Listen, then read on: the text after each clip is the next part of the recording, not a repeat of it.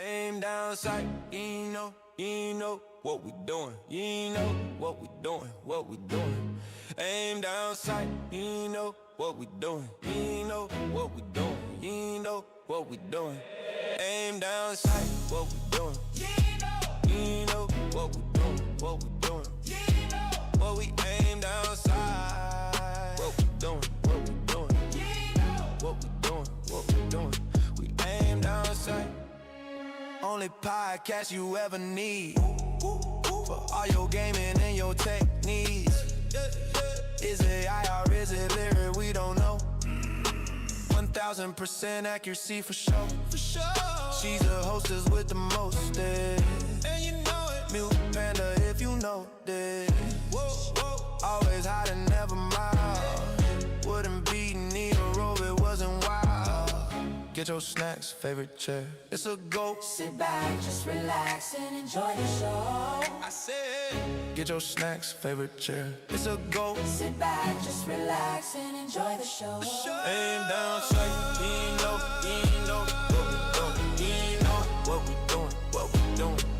Aim down sight, you know what we doing. What we doing, what we doing. Aim down sight, what we doing. What we doing, what we doing. What we aim down sight.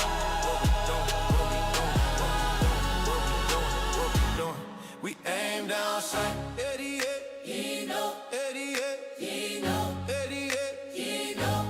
Aim down sight, aim down sight, aim down sight.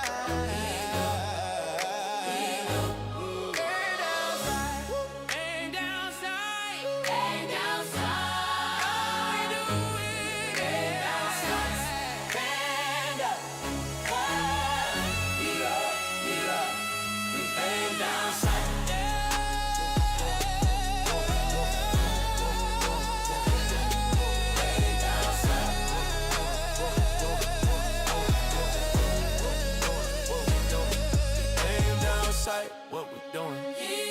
You know what we doing, what we doing. You know what we aim down sight. What we doing, what we doing. We aim down sight. So sit back, relax and enjoy the show. Aim down sight.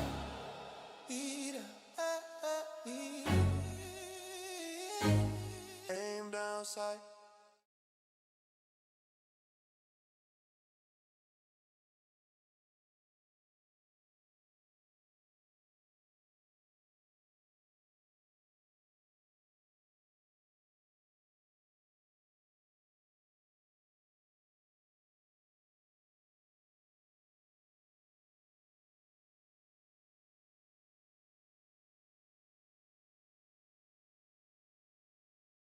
Aim down sight, you know what we doing. You know what we doing, what we doing.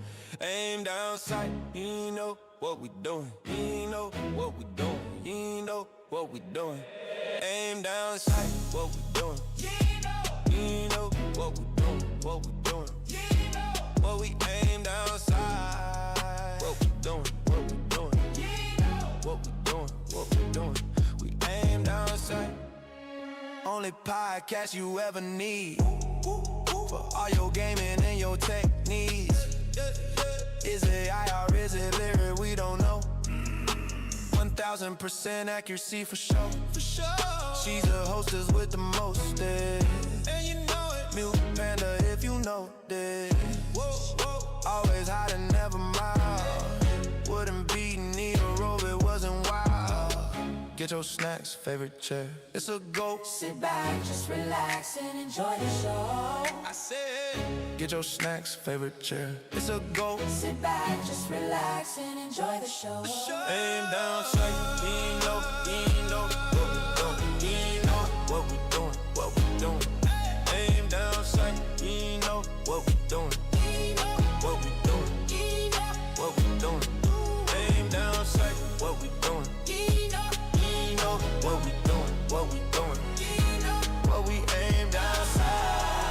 What we doing, what we doing, what we doing, what we doing, what we doing.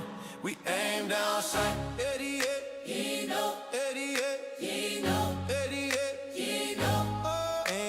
downside, ain't downside, ain't that downside. Ain't downside, ain't downside.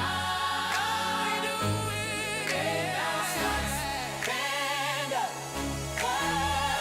need up, we aim downside.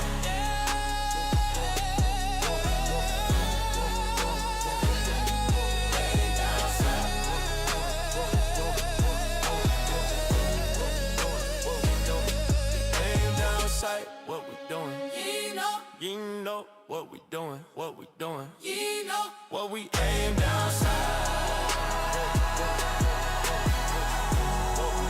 What we doing, we aim down south. So sit back, relax, and enjoy the show.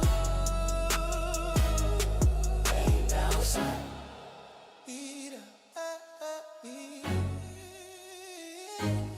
Aim down south.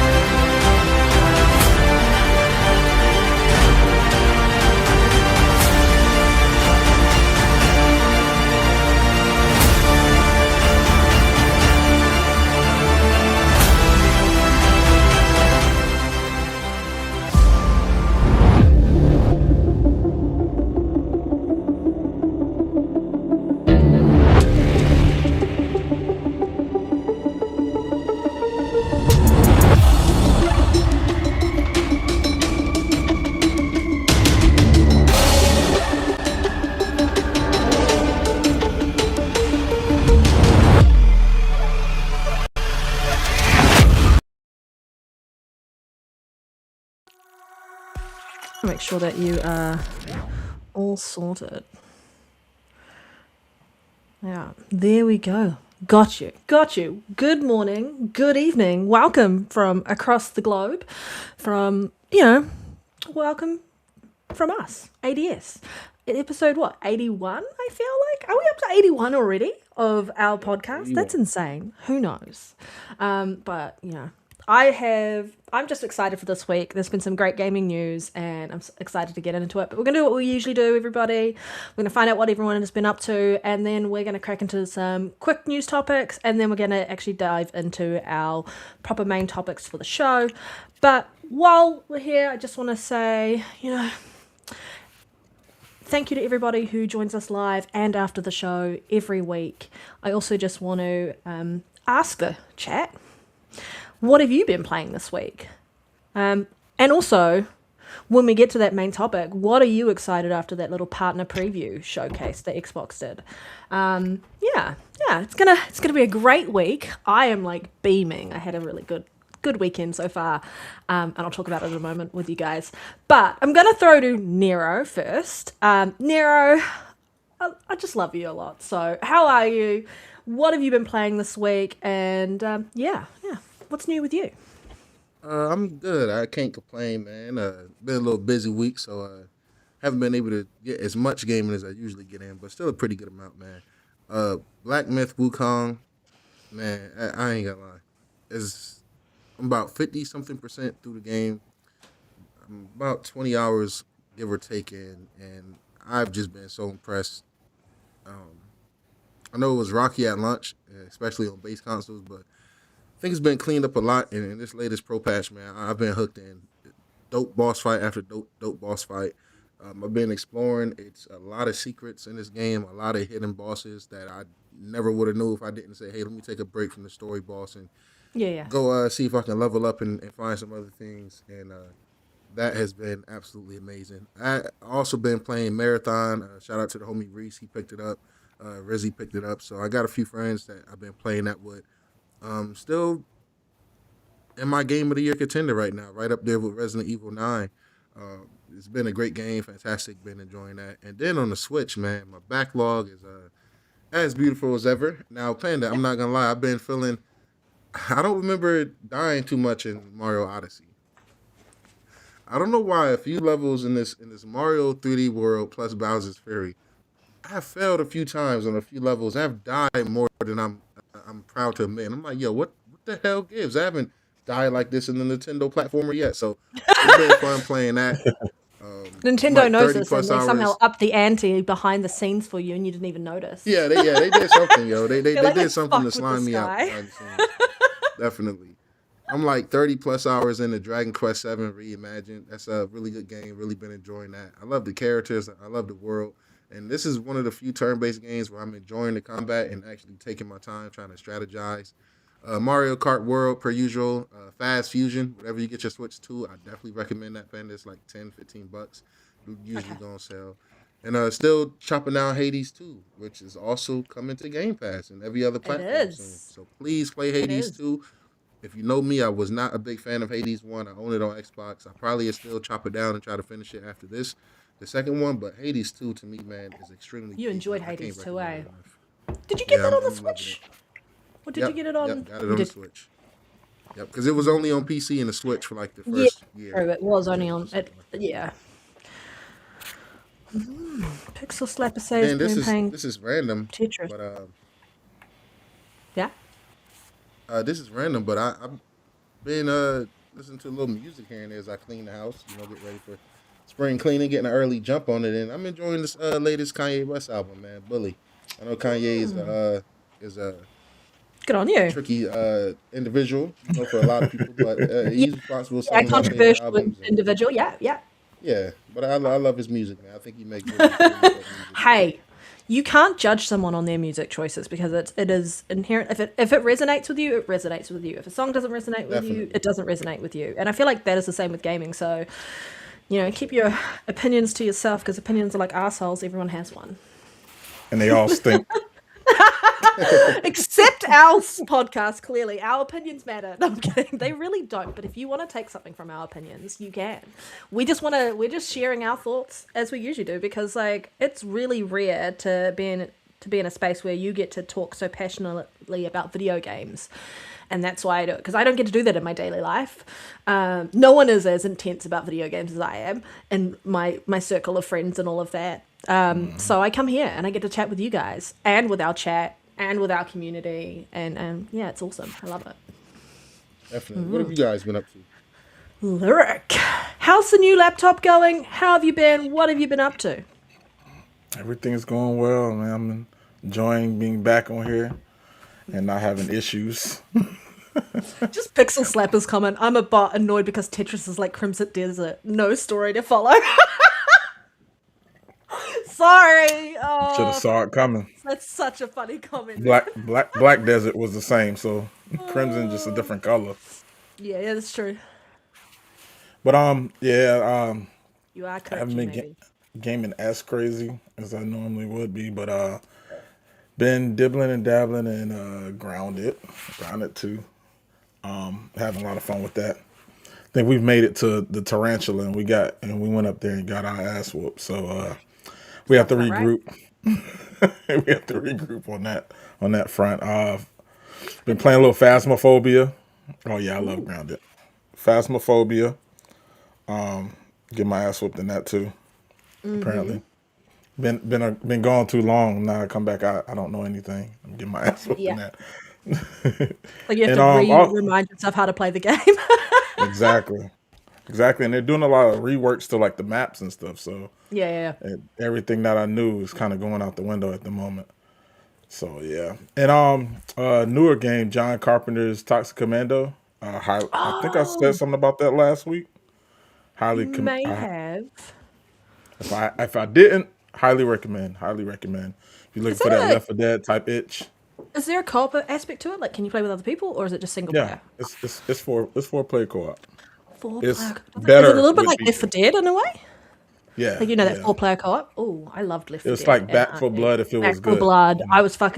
I enjoyed Back for Blood though, like because I just enjoyed like running into places and people following me, and we were just Leroy Jenkins into situations and be like YOLO. Absolutely, absolutely. Yeah. Well, that game punishes you for doing anything. Like if you don't stick with your team, you're getting As punished long for as it. I'm the And last one alive, I don't care. If I can claim that I didn't die first. but you're gonna die the most horrible death because they're gonna Yeah. spend everything. 100%, 100%. Oh my But gosh, I, so I shiny. definitely recommend that if you want a little zombie shooter. It's kind of unique in the sense that it's big like an open instance, or not really world but open instance. So like there's different POIs on around that you can go to try to get resources so you can go through the main missions or whatnot. Oh yeah. It's made by same people that made World War Z and Space Marine 2. So if you like those games, right up your alley. And John Carpenter is a beautiful touch to it. If you know, that's Halloween. It's creative Halloween, The Thing, like it's the heart, one of the horror, fathers out here. Yeah. So the whole game has like an '80s horror like feel to it with the music, how it looks and everything. So it's pretty dope. But that's what I've been up to for the most part. What about you, Panda? Um, honestly, what have I been playing? I've been playing some Diablo 4 because I'm struggling to really sit down and like get into a game and play it for an extended period of time. But I did go on a first date on Friday night. That was awesome. And so I'm seeing them again today after the show. So I am like on a high after that. It was a really good first date. So yeah. I'll I'll tell y'all how it went later, y'all.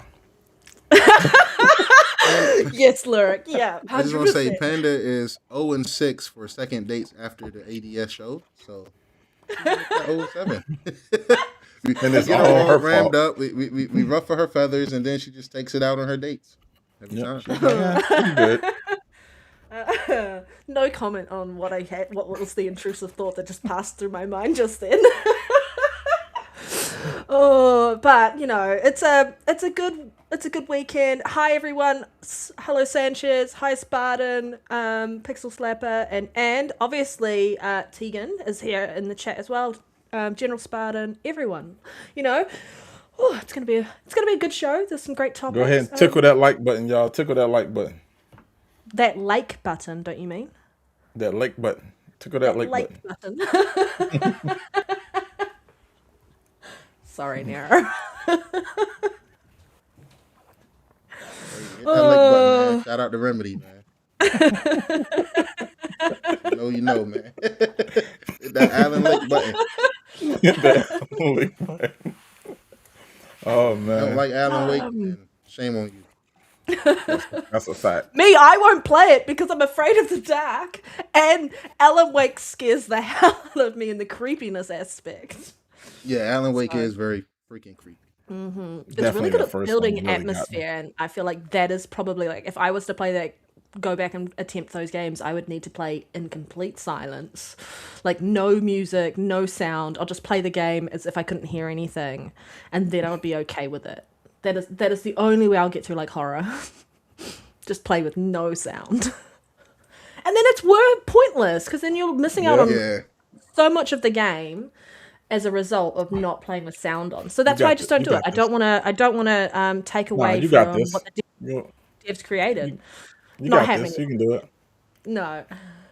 If I you was gonna say ask we need to Lyric challenge AI, everyone. the AI Yeah, version, we Lyric, definitely need it.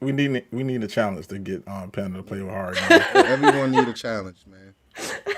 you've got to find a way to get me to do it though. Like, what is the incentive that is going to work that I'm going to be like, all right, throw everything to the wind and just jump in and play it? Like, you're going to have to find that leverage.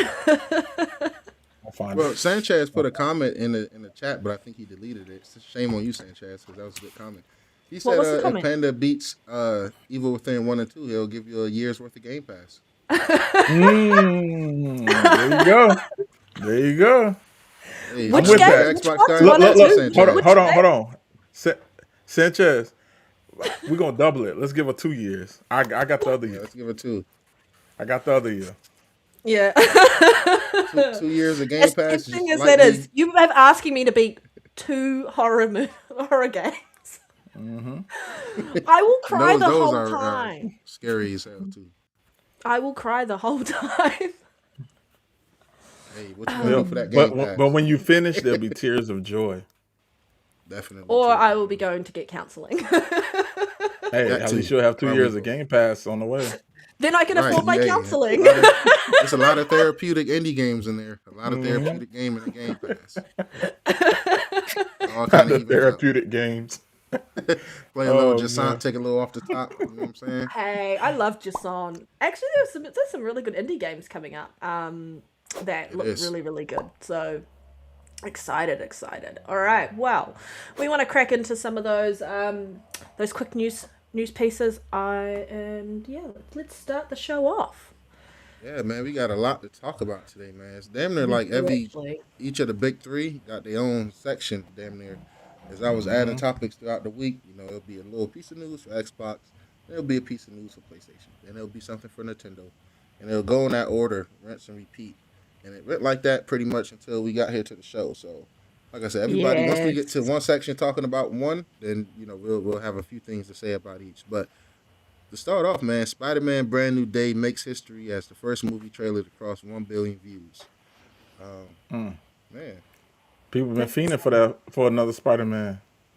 yeah, It's the way the last one ended. I was like, I need to see what happens next. So I'm excited. I clicked on that trailer so quickly as soon as it popped up on my feed. Yeah. I haven't you- seen it, That's so I'm dope. not part of the billion. Lyric, you haven't watched it? All right, yet. you need to leave the show, watch it, then come back. All right, guys. You need to I'll be be the back. 1,000,000,00001. right. Well, shit. By now it's over 1,000,000,001. This story, I put this story in. As you see, it's the first one to start. So it was the first quick piece of news I saw. Most of the time, guys, I do not go in order. I go by an order by how the news come across my desk. And if I'm feeling in a real lovely mood for Panda and Lyric, I'll try to put things that make sense together. And other weeks, we talk about PlayStation to open the show, and then I'll be like, oh yeah, well, PlayStation shut down yet another studio, and that'll be the last topic for the quick topic. So you never know how it go, but I mean, I'm and excited sometimes to I see look at the this. topiks and adjust them in order of like what might Yeah, be. she does do that. She does do that. Sometimes. So that is very efficient. Sometimes. Sometimes. But I went for Depends like a on walk what this side of the bed we morning. wake up. Yeah, I went out for a nice early minute walk and like did a whole heap of things, and then I was like, oh my god, the show's about to start, so I better like actually get my shit together. And then I had to restart my device, like my laptop, because it wasn't registering my audio. Like it was like, there's no Yeti mic, and I was like, what the hell? It was great. I loved it. No, I didn't. But also, before we continue on, Lyric, love the new audio in our background and our starting soon video. It's good. It's good. I was like vibing to it while we were. Yeah. Get us something to get us a little hype going into it. Yeah. All right. All right. Make What all the is early next? people hit that like button and listen to some jams. You know what I'm saying? Yeah. Got some treats for 100%. y'all. Guys, any of you guys checking out Spider-Man: Brand New Day when it makes its way in the theaters this summer? Chat.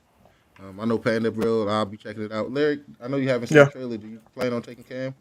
Yeah, definitely going to go see it. I need to go see the trailer, but it's one of those things where I'm seeing the trailer or not seeing the trailer, I'm going to see it. So Oh, there you go. You don't. Yeah. Don't You're really just going go- completely blind. yeah, I mean, you don't really go wrong with too many Spider-Man movies. Definitely. And Lyric got this thing where whenever he take his sons to the movie theaters for a superhero movie, he dresses up as that superhero. So he was the Hulk, he was Thanos when Avengers was doing their little thing in its prime. So it was cute when nephew was younger, but as nephew and them get older, man, it's gonna be interesting to see how this all continues to play out. Man. So, They'll be like, you sit completely few rows that way. We don't want to be associated with you in any way, shape, or form. I sit in the front row too. Oh my man, god, not you in front do? row. I always sit at the back. No, I sit in the front and I get I up and don't like having people behind me in the theater. I just feel nah, the front row uncomfortable with someone sitting is behind me. buns. The front row is buns. You have to break your neck to see the screen. It Anyway, depends on a cinema. Like some cinemas have ones where a you can like stage lie in down front of and it. just look up completely. Those are that might be the only time I go sit at the front if I was to be on one of those chairs. But yeah. I like the little middle ground. Like actually I like where the like little I don't know what you want to call it, kind of like a little balcony part be at. That way I can just put my stuff on there. This Yes. is me being lazy. Before But I before we just move on put from movies, Yep. are you guys excited for the Mario movie? Mario Galaxy? Two? Yes. Yes. Or the Mario Galaxy? Yes, because I was like Star Fox is in there and I love Star Fox. Oh If yeah. you know, you know. Yeah, we got some nice rumors, yo. Panda, yo, us Nintendo people. All right, yeah, me and Panda, yo, yo, we're I living love how you're good, like yo. us. Me, Panda, and Lyric, It took you yo, so we're long to living be a good, yo. Nintendo person. Yo, and And look at the time I came, man. You're welcome. yeah, Like I come here yeah. and we're making big freaking moves, as we'll talk about. But chat, are you guys gonna check out the Mario movie? I'm definitely going in there. I think the first one I seen was one of the best animated movies I've seen in a while. You know, I grew up on stuff like Toy Story, the original Shreks, Monsters Inc., and shit like that. So Ants, A it's Bug's not too Life. many. Yes, yes, thank you. Those are fire. It's not too many animated movies I click with nowadays, but I watched the Mario movie and I genuinely found myself just chuckling and laughing all the time. Now, me and my lady, we do plan to take our daughter, but she's been acting up lately. So my lady called me today and she's like, "Well, I'm not sure if we're gonna take her because her behavior." I said, we're still going." I said, We're "Yeah, still going. we're still I've been going in there." behaving myself. Yeah, I said that's snacks then that we have to buy. Now we just I haven't get more misbehaved. popcorn and stuff for us. Yeah. But yeah, man, I'm excited. I'm excited. Well, Tegan just said they revealed that Glenn Powell is playing Star Fox. Well, that's exciting. Yeah, I wonder if he's just So going to use his voice or if he's actually going to put on a proper Star Fox voice. Because if you're a Star Fox fan, you know, yeah. I heard Nero dresses up as Toad for the Mario movies. hey, you know what? I wouldn't He dresses mind. up as Toad is locked Peach, in. Princess Peach. Okay. Princess Peach Yeah. got swagger. And Panda If I had to dressed dress up up as as a Yoshi. female character, it would be. Yes, I do dress up as Yoshi. Yep. She got the green I on for a have been reason. got the told green on though now. that- yeah, I have been told though to keep my tongue to myself when I'm out in the cinema. So Yes. Well, what you think? She's Only gonna when wear, she guys? Why y'all think she got the green on? She got a date later. Like I don't know. We gotta put it all together. going That tongue red. might get some action today. I don't. You know. oh my Right, god. hey, back on topic. Back on topic. Yeah, back on topic.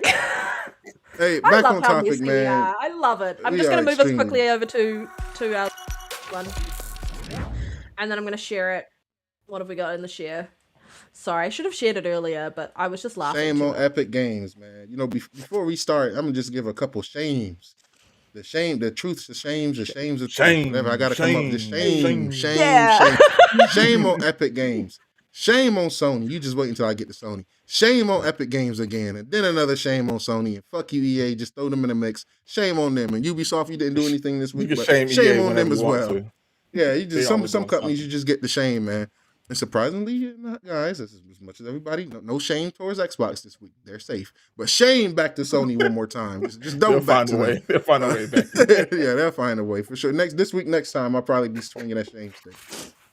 Epic Games has laid off over 1,000 employees and announced that 3 Fortnite modes will begin going offline permanently. Rocket Racing in October, Ballistic, and Bostic. Well, I don't know what that is. No, you're right. On you're April ballistic. 16th. Yeah, okay. And Festival Battle Stage, April 16th as well. And I quote, "We're laying off over 1,000 Epic employees. I'm sorry, we're here again." Look, I'm sorry, we're here again. The downturn in Fortnite engagement has started in 2025, meaning we're spending significantly more than we're making, and we have to make major cuts to keep the company funded. This layoff, together with over 500 million of identified cost savings and contracting marketing, I don't give a damn about y'all funds. Do you know what? Really? All that shit. Y'all Put made your hands hand up over if you fist. saw We this ain't trying to coming hear a that. mile away. Of course. When they announced Absolutely. some of these modes, I was like, "Oh, this is gonna be great." No, it's not. Like, honestly, No one cares How- about Rocket Racing. No one cares about the fake CSGO ballistic mode. And then the other one's just Guitar Hero. Yeah, basically. So I get like, they wanted to create a universe in Fortnite in that regard, but like, there's no way you were pulling gamers away from what they were actually enjoying to enjoy this and be permanent fixtures. So you kind of did it to yourselves, and I feel so bad for the employees who are impacted by this as a result, because it's like the people in Epic made some really poor decisions, and we've just sadly waiting for this to happen, because this is not the only like publisher or studio or anything like that that's been announcing layoffs and closures and things like that, and we'll get talking about that soon. But Epic is ass. They do this all the time. They did this with predecessor. Like yeah, if and then we don't know the numbers and stuff like that. Like they'll just see something like not do phenomenal and then be like, that's all right. We'll get rid of it all the way. So it's like Epic is really good at just nixing stuff and getting rid of people on the fly. So like I've never been a fan of how they treat not only their IPs and studios, but like the people that's working behind it. So like you said, we can see this a mile away. As soon as they opened it, those modes, it's like, yeah, they got yeah, they ain't got that long on them. no, Unfortunate for the people that try their best to turn lemons into lemonade, and all they yeah. got was some bunch of seeds Sorry, excuse me. and dirty water. I hate to be this guy, but I hate to see people Nero, are losing you their upset that these jobs. But modes are going because you played them all the time? Is that what you're telling us, Nero? no, I'm upset that they are partially responsible for my Game Pass going to $30 a month just for them to turn around and fire everyone. That's kind of Asher. Please take that dumbass perk for Fortnite out. As you can see, the engagement is down, and we do not need that shit. Take that Way perk in Yep, out that and it then it's market. for about the time. price It of was fucking it was Game about Pass. time anyway. It was about time. Yeah, they What had Fortnite good, can't. bro. I'm gonna be honest. I think this Yeah, is somewhat good for the industry, not as far as the layoffs and stuff like that, but how many times have we but the watched direction. studios and shit get burnt from chasing that quote unquote Fortnite Yep, success? A yep. lot of studios is chasing that Fortnite money, that Fortnite success. So when the kings Even start to Fortnite's stumble, chasing that money, and exactly. Even they're Fortnite is not chasing always Fortnite. successful. Exactly. So I'm thinking with Fortnite stumbling and maybe getting humbled a bit, that maybe this is in a little message through the rest of the industry, like, hey, maybe it's time for you guys to start back being creative and slow down on all this live service slop. Or For I certain mean, shit. on top of that, maybe the whole battle royale scene is getting to a point where now we need to add more to the mix. Not necessarily that the battle royale scene is leave or gone, because I don't think we got plenty of time before that's like not a thing. But like just injecting something different that's not whole other modes that just kind of like milk people, because that's all those modes are there to do. And that's the thing. That's why. Yeah. That's one thing about Epic that that kind of pisses me off. Cause they're good at like just copying something else and then trying to slap all their stuff on it. So like, cause no one who asked for ballistic mode, and it's literally just CS:GO. No one asked for it, and no one on CS:GO is going to stop playing that Counter Strike to play ballistic. But they Yeah. thought they could just slap a little. Oh, we take our Fortnite players and I mean, it's throw like this putting mode on lipstick there. on a pig. What? Yeah, look. There was already a game that was doing it well, already had a Mm-hmm. install base, and was happy to be there, and you weren't going to take any of their players, Oh, and you weren't going to move your core audience that likes the other game modes over to any other mm-hmm. mode. Exactly. Yeah. So I you just just want to basically say, I just think threw a shot in the dark for no reason. I think with these studios, these companies, whether it's PlayStation, whether it's Xbox, whether it's a third party outside source like Epic, I think like yes, we can blame economy, we can blame all these shifting factors and stuff going on. Okay, that's cool. But I think a lot of the gaming industry, whether it's any of these guys, it just reflects poor mismanagement. Yeah. I understand the COVID thing. People are like, oh, people overhired. Yeah, yeah, yeah, dude. We like 4 or 5 years removed from COVID, dude. If it's anybody that knows me, I almost fucking Should died. be Man. We stabilizing we by all now lost anyway. family. We all lost people due to COVID. Look, we're moving forward as a society. So it's like that excuse specifically is only gonna get so much leeway. I think this is all just, especially I'm gonna single out Sony, and I don't want to get too deep into it because we're gonna talk about it later. But it Well, they comes want down that to just COVID money. mismanagement. They want the COVID money that they are forever chasing. You're never going to get that because people Yeah, have real lives. yeah. They aren't People are locked back in to all the work. time. People know what Yeah. grass feels like. Like, honestly, it's not happening. It's just not happening. And they're just going to have to learn to adjust and realize that they can't keep chasing that bag. Yeah, because we're not going Definitely, for it. man. How about Stop you trying to gotta be milk the No. bull. creative? They got to stop trying to milk the bull. Yeah. It's not happening. I think these companies need to be a lot humble with what they have instead of trying to Yeah. think about how to squeeze everything we can out of the fans that here. How about you just say, I think a lot of companies, if they just start saying, how can we continue to please this player base instead of saying, how can we continue to squeeze this player base? I think that'll go a long way. And I also Mm, think these devs need to just be humble with what they have. Sometimes if you got a dope community, that's okay. Grow from there. You guys know I love Marathon, and we'll talk about it later. But I think they said it's so like 1.2 or 3 million. That's mm. fine. Sony. I don't know if I trust them to continue to support something that's not astronomically successful. Whether it's Yeah. any of the big three, to me that's corny. Because if you have a solid user base, if you have a solid group of people, you work with that and you grow with that. You don't just say, "Well, it didn't hit 5 million, so let's just abandon all the millions and hundreds of thousands of people that's there." It just comes down to selfishness, man, and it's a turn Mm, off no matter who it's from. yeah. So we hope those epic people land on their feet, man. It sucks to Yes. see. Fuck Fortnite. Haven't cared about it ever in my life. Do you So know I only play that if someone's like, Serena, do you want to play it with me? And I'm like, all right. That's the only time I'll go play Fortnite. It's not in my rotation. It's not a game I go out of my way and play.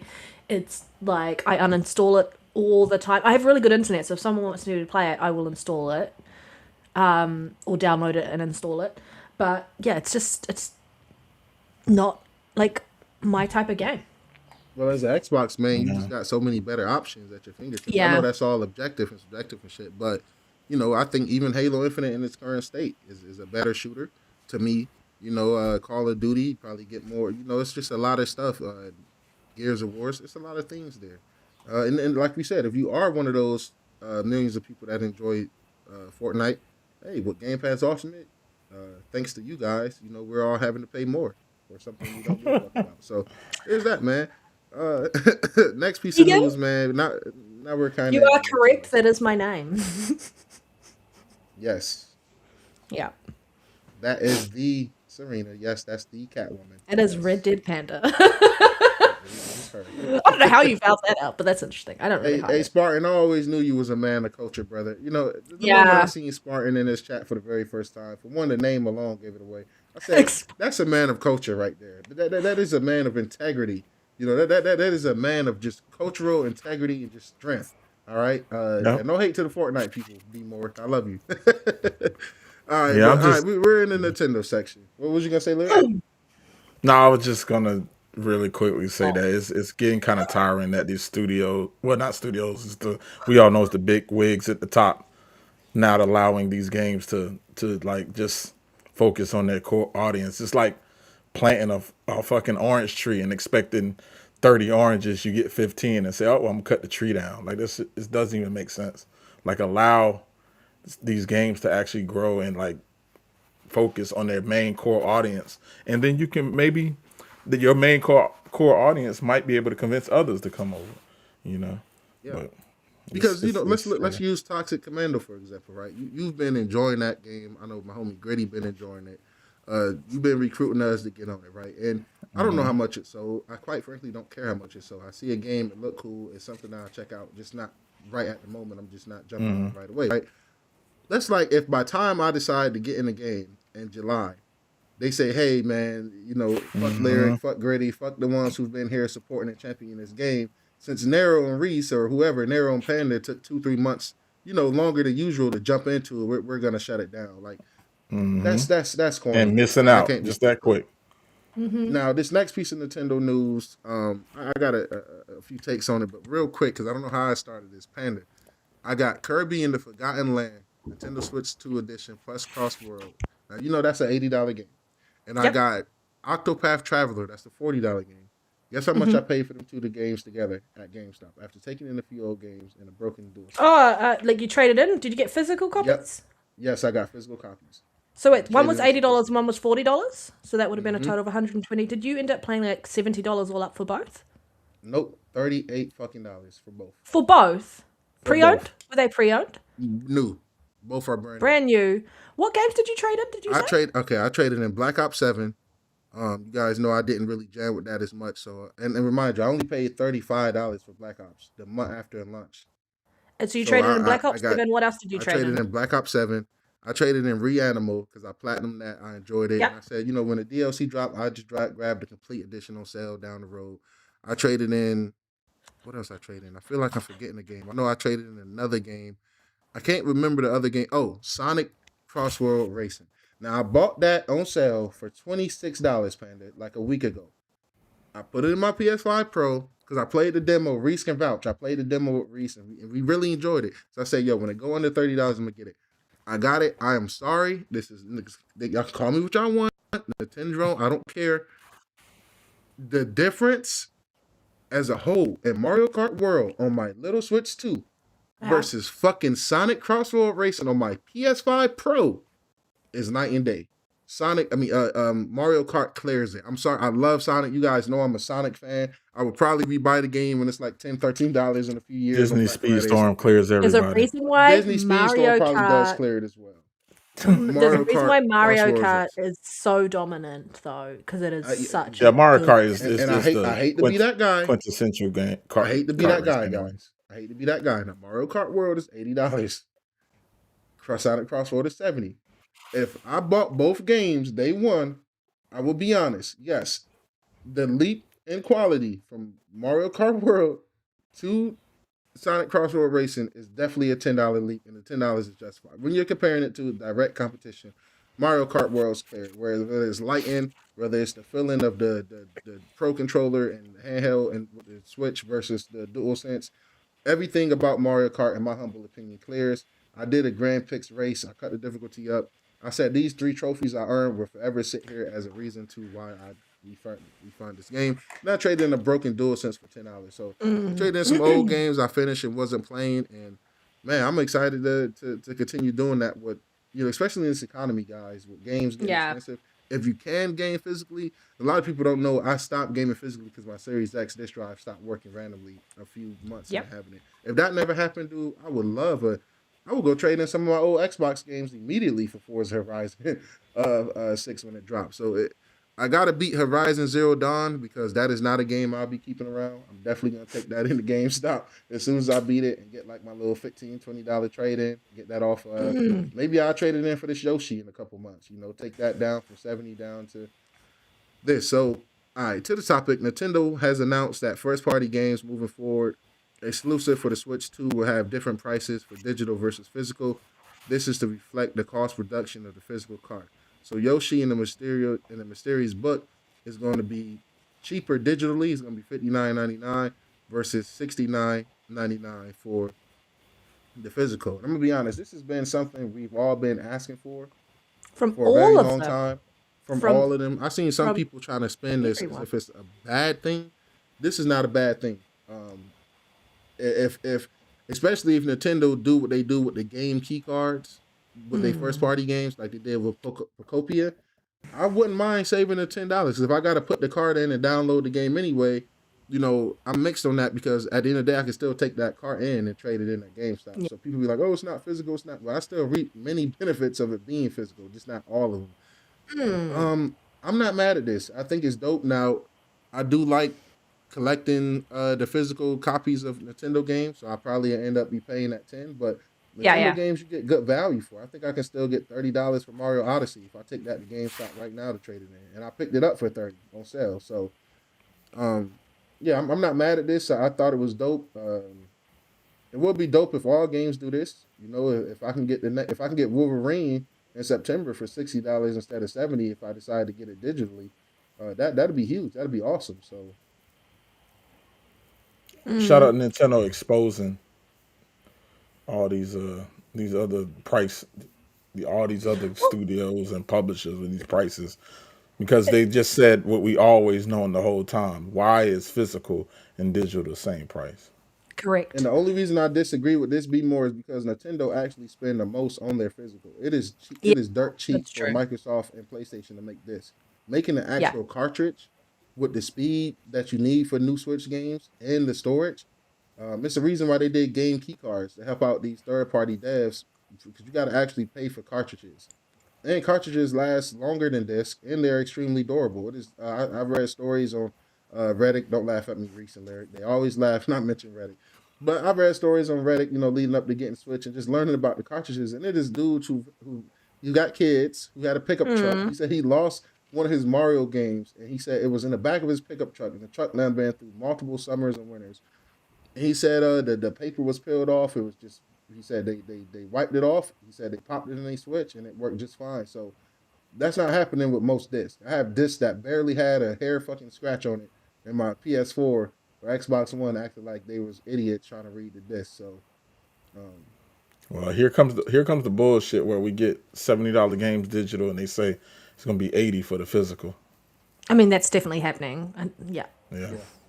Well, it's just To interesting. be They fair, said, it's only been my bad. I'm sorry. It hasn't been outside of what Mario Kart World. That's $80, and I know the No, I'm talking about like Nintendo the Switch 2 version. outside of Nintendo. Yeah. Oh yeah, for sure. The, yeah. But Nintendo too, because I mean, I just don't think no. I think 80 shouldn't be a thing regardless. And the way Nintendo dress hmm it up, it's like you can justify it, but you can't, right? In a way, because like Mm, even with the Kirby game I got, that's $80, but they added a whole DLC for the Switch 2 edition. Same thing with Mario, the new Mario Switch 2 version of what is it, no, Mario Wonder, Super Mario Bros. Wonder, the Switch 2. They added the multiplayer DLC meetup and what you call it park, and it's $80. So it's like, okay, the base games are 60 or 70, but then you add in $20 worth of content to bring it up to 80. It's like, you know what I'm saying? I'm not a fan of $80 games. Like I said, I didn't pay 80 for Mario Kart. I got it with the bundle, so I technically yeah, paid yeah. 50 for it. But it's a fire ass game. And like I said, when you compare it to the other $70 game kart races out there, it is a clear difference in quality. But $80 is tough no matter how you skin it. Mm, Nero's not a fan of $80 games, and according to Reese, he's not a fan of Sonic either. yeah. He's Oh, not a real Well, Reese, Sonic I mean, fan. please. I look at this news and I go, it makes sense. But I also look at the news and I go, all right, they're announcing that moving forward, their first party games are going to be exclusive to the Switch 2, which is smart because then they only have to develop for one version and they can really focus on optimizing and getting as much power out of the system as they can. And if you are a Zelda Mario fan, then you want that, and it's just going to force me to, once they announce the Zelda game that I'm after, upgrade earlier than I wanted to, which I'm fine with, because I love my Zelda games, and that is, yeah. Sound like an Yep. asshole, but like, So I'm Nintendo not fan. against this. And to address this allegation, Reese, I am a Sonic fan, sir, but I am a realistic Sonic fan. And as a realistic Sonic fan, it is just as many misses out there with his games as it is hits. Now I would be a delusional Sonic fan if I was to come on here with a straight face and lie to you guys and say, "Hey, I don't know, man. I think Sonic Crossworld clears Mark." Nah, it's not even close, man.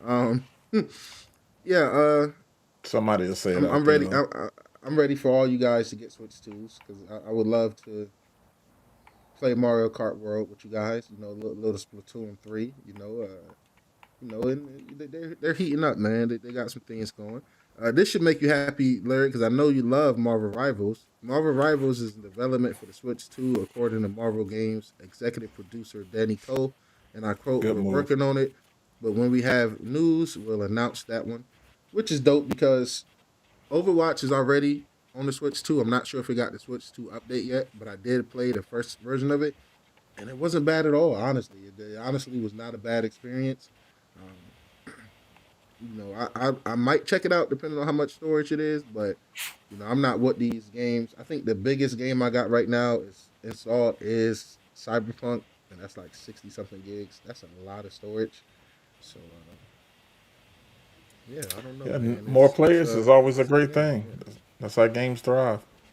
So more players, get them in there. Get them in there. NetEase, get that Nintendo Switch 2 port going, and let's get some so I can beat up on more Hey, Spider-Mans. hey, Tegan, stop hating on that Switch 2, brother, man. it's already outselling what you love. So, there's that. Fastest selling console. It can be weak. But I tell you what, them sales not weak, and them first party sales not weak, and those review scores for their first party games not weak. So, haha, counterpunch. All right. So also, according to Nate the Hate, man, shout out to Nate the Hate, and VGC, Nintendo is planning a new Star Fox game. Zelda Ocarina of Time remake is coming, and no new 3D Mario this year. We're gonna have a new Star Fox game this summer. We'll have quote unquote very good visuals and online multiplayer. That's fucking awesome. Zelda Ocarina of Time remake this holiday season. No 3D Mario until 2026. No, in 2026. So it's not coming until 2027. And just no general Nintendo Direct until June. First thing first, Panda, Zelda Ocarina of Time. How do you feel about the original? How would you feel about a remake? What's your thoughts? So this is the this is what its second version. I feel like they did a sort of a remaster, so it would be nice for an actual remake. They did a remaster for the 3DS, in which I specifically grabbed a 3DS to play this again, and there were lots of quality of life improvements. I guess Ocarina of Time really put Zelda into the mainstream of one of its like massive games, and you know how much the industry loves Zelda. Like you can see it every time a Zelda game gets mentioned or anything like that, and it's probably, well, it's the highest rated game, basically, what, a 97 or something on Metacritic, and so it definitely deserved that. You won't have played this, Nero, right? You won't have played Ocarina of Time. No, this would be my first time. So yeah, I think because of it, like when it released, if you go back and play it, you might be in for a shock. But for those who originally played it, and I go back and I play it maybe once every few years because I fucking love the game. And then I loved Majora's Mask, so I would love them to put Majora's Mask out at the same time. And I think it definitely needs to be pulled from the 64 version, from the 3DS version, and even the fact that you can play a version of Ocarina of Time through their online option. It does need to be brought up to modern day for audiences who never got to experience it. But I don't know what that's going to look like. And if they stay true to the original with a remake and just update it, improve your characters like AI and all of that stuff, you're probably in for a really good treat, because this is what is so good about why people love Zelda. This is what I was missing in Breath of the Wild, was the actual temples, where you go in, and so you go in, you get an item that's designed to help you get through that temple, and also help you explore an area of the world that you potentially weren't able to explore without this item, and it has a great story in it. I would be ecstatic if they did a proper remake of this, and I hope that is true. That's what I am excited for. And if they deliver this as only a Switch 2 game, I will be upgrading my Switch 2 to get it. 100%. I will play Ocarina of Time again for the umpteenth time because it's one of my top 3 Zelda games. Yeah. Ocarina is My definitely only one of those. recommendation to you, Panda, is if you can, maybe consider it sooner or later, because you just don't want to get burnt by these price increases globally going on. So Yeah, well, yeah, I know. It's just it's a wait and see at the moment, because I am saving for a trip next year, so I am kind of holding off on different things, and we'll see. We will see. I know I'm going to get burned later on down the line, but until it's confirmed, they ain't having my money. But I'm excited for other things. Like, obviously, this is probably the highlight of the whole thing mentioned here, and I should be sharing this one instead. Sorry. Like, I love Star Fox, and I love Mario, but Zelda is where it's at for me, and it always will be. So that's probably the biggest thing about this, that the thing that I care about from this announcement, or potential announcement. now, quickly, one last question, Panda, because like I said, you are my go-to. I hope you feel really good every time I treat you as the queen of these questions around here. Because just from some of the gameplay I've seen of Zelda Ocarina of Time, is that more like a dungeon crawler? Like, what's the biggest difference between something like that and a Breath of the Wild And So seriously, Breath of the Wild was like very open world, and all the items that you picked up, like you could kill enemies and you could take their weapons, but their weapons like degraded over time and broke, so you had to get new weapons. Like this one, it was kind of open world, little open world like hub in a way. Like you'd go into a different location. There was a time aspect to it, like when you're a kid and then when you're an adult, and you have to jump between the two different timelines in this game, in order to save everybody. And but it was like you would go from temple to temple or dungeon to dungeon, essentially. I would say like that, and then there was a piece of equipment that would help you complete it. And you had different stuff, equipment as an adult versus a child. And I'm gonna say is, if you know, you know, Lord Jubbu Jubbu, like everyone wanted to murder the princess in Lord Jubbu Jubbu, as a child. But like it was just so Breath of the Wild very much strayed away from the standard formula of what you usually do in a Zelda game, which is go through temple boss, move to the next temple boss type situation, and then you get to explore and do like meet different people out in the world, and like engage with different people, and like it was a very alive world at the time based on what games were about back then. But it was so fun. It's so good. I love it. Shout out to Mr. Dachi. yeah, I was gonna say, I Mr. Dashi, you just made my Thank you. night, man.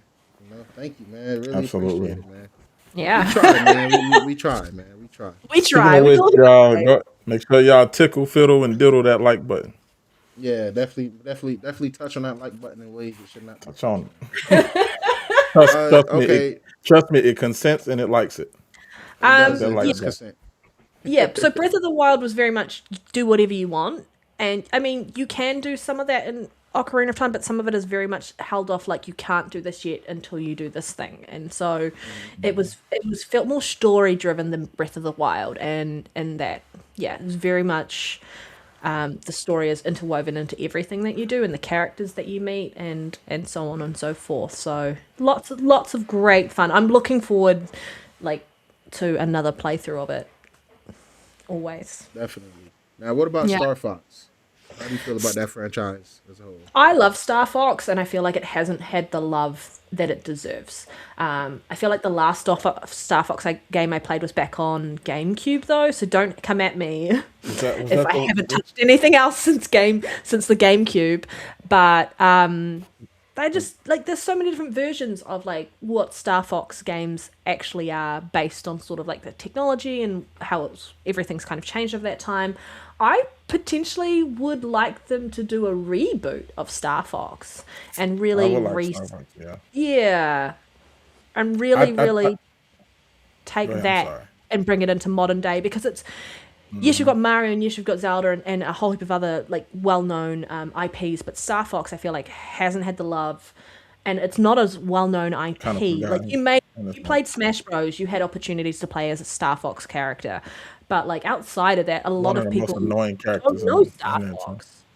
But I think it's important, like because Star Fox is in the Galaxy movie. I think that's going to be a big resurgence for them delivering a new game of Star Fox. Yeah, Yeah, because you seen My it. You only, seen it with the last one. They highlighted Donkey Kong, and then you got Bonanza. So yeah, that'd be the dope. only thing I yes. don't want, I don't know if I'm in the minority here or majority, whichever one, but I am not a fan of Star Fox on land and swinging batons and stuff like that. Like I want them in the air. That's the Star Fox I always like. Now I know some people. For me personally, I don't play Star Fox to play like an action fight. Thanks for the sub. Hey, Mr. Dachi Go said ahead, his man. Switch just arrived, man. Hey, enjoy, brother. This is a goddamn celebration tonight, man. If I had a shot, Yes, I'll take sir. a Yes, shot. sir. Yes, If I had a sir. joint, I'll take a puff, man. But yeah, man, it's you're gonna love it, man. I hope you like it, even if you just like it half as much as I do. You're in for a treat, man. It's a great console, really good console, in my humble opinion. But I'm excited, man. A new Star Fox game this summer be dope. The Zelda Ocarina of Time remake would be perfect for me to play for the first time, and Yeah. no 3D Mario. I'm not mad at that. Yo, I'm still working through. I gotta finish the 3D World. Then I'm gonna play Mario Galaxy 1 and 2, and then I'm gonna Well, I play don't think you Wonder. want to So take away from the 40th anniversary of The Legend of Zelda. I guess the definitely, biggest thing and biggest takeaway for Legend of Zelda is the fact that it's called The Legend of Zelda, but you play as Link. right. That catches everyone out. No, it's funny because my girl, she likes playing Breath of the Wild, just running around exploring. And she Fucking was like, loves "So it. is this Zelda I'm playing as?" I said, "No." I said, "I don't even want to go in that loop, in that deep convo, but this is Link." She's like, It "Wait, so catches where's it Zelda?" I said, "I catches don't everyone know." out. They're like, "What do you mean you're not playing as Zelda?" I'm like, "You're not playing as Zelda. Like you're playing as Link." They're like, "Why don't they call it The Legend of Link?" And I'm like, "True, but no." Yeah, it just don't got the same ring. Now you do get to play Zelda in a game I love, Hyrule Warriors, man.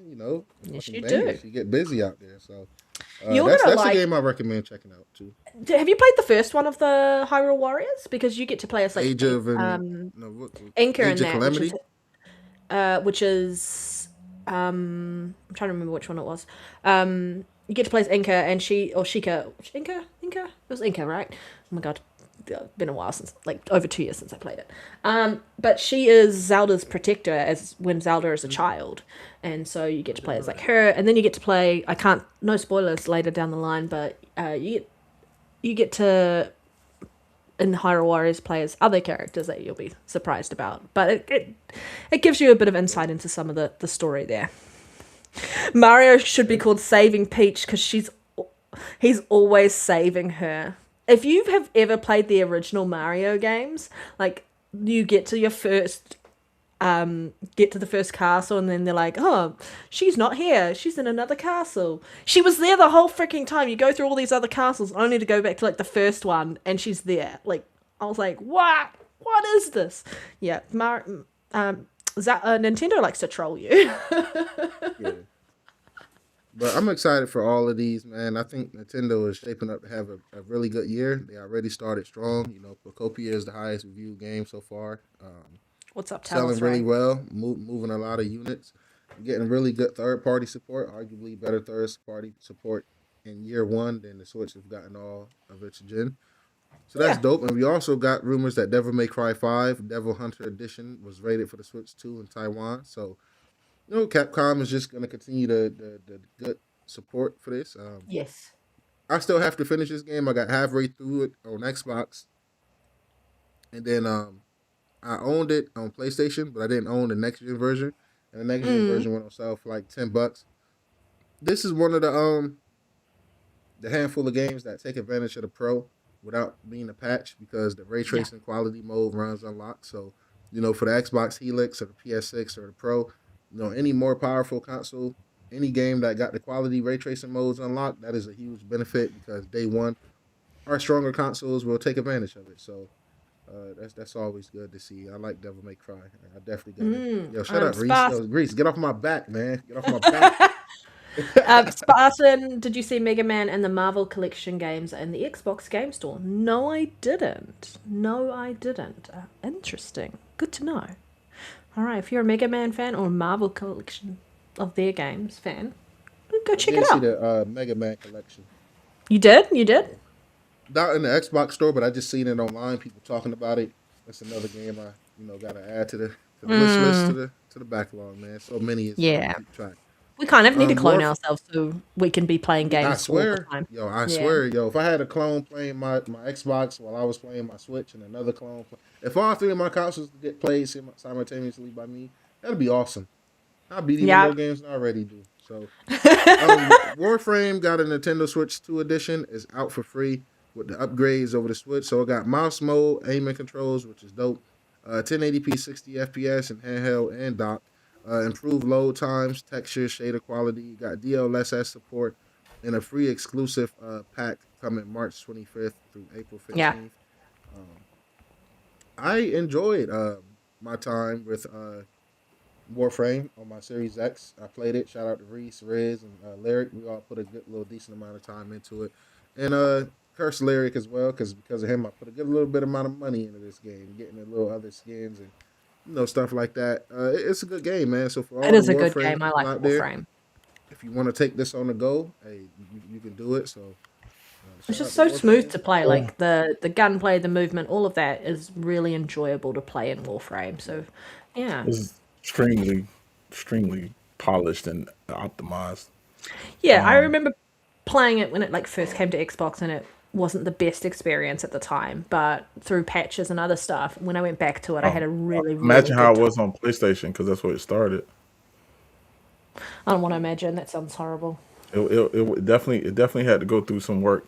But I will say this, and I will die on this hill. Warframe perfected the free to play model. I don't think no other game does free to play as well as Warframe does. There's plenty of I will content. agree with you there. There's plenty of content. There's you, pretty much everything in the game you can access. I mean, any skin or whatever you can get by just playing and grinding or whatever the case may be.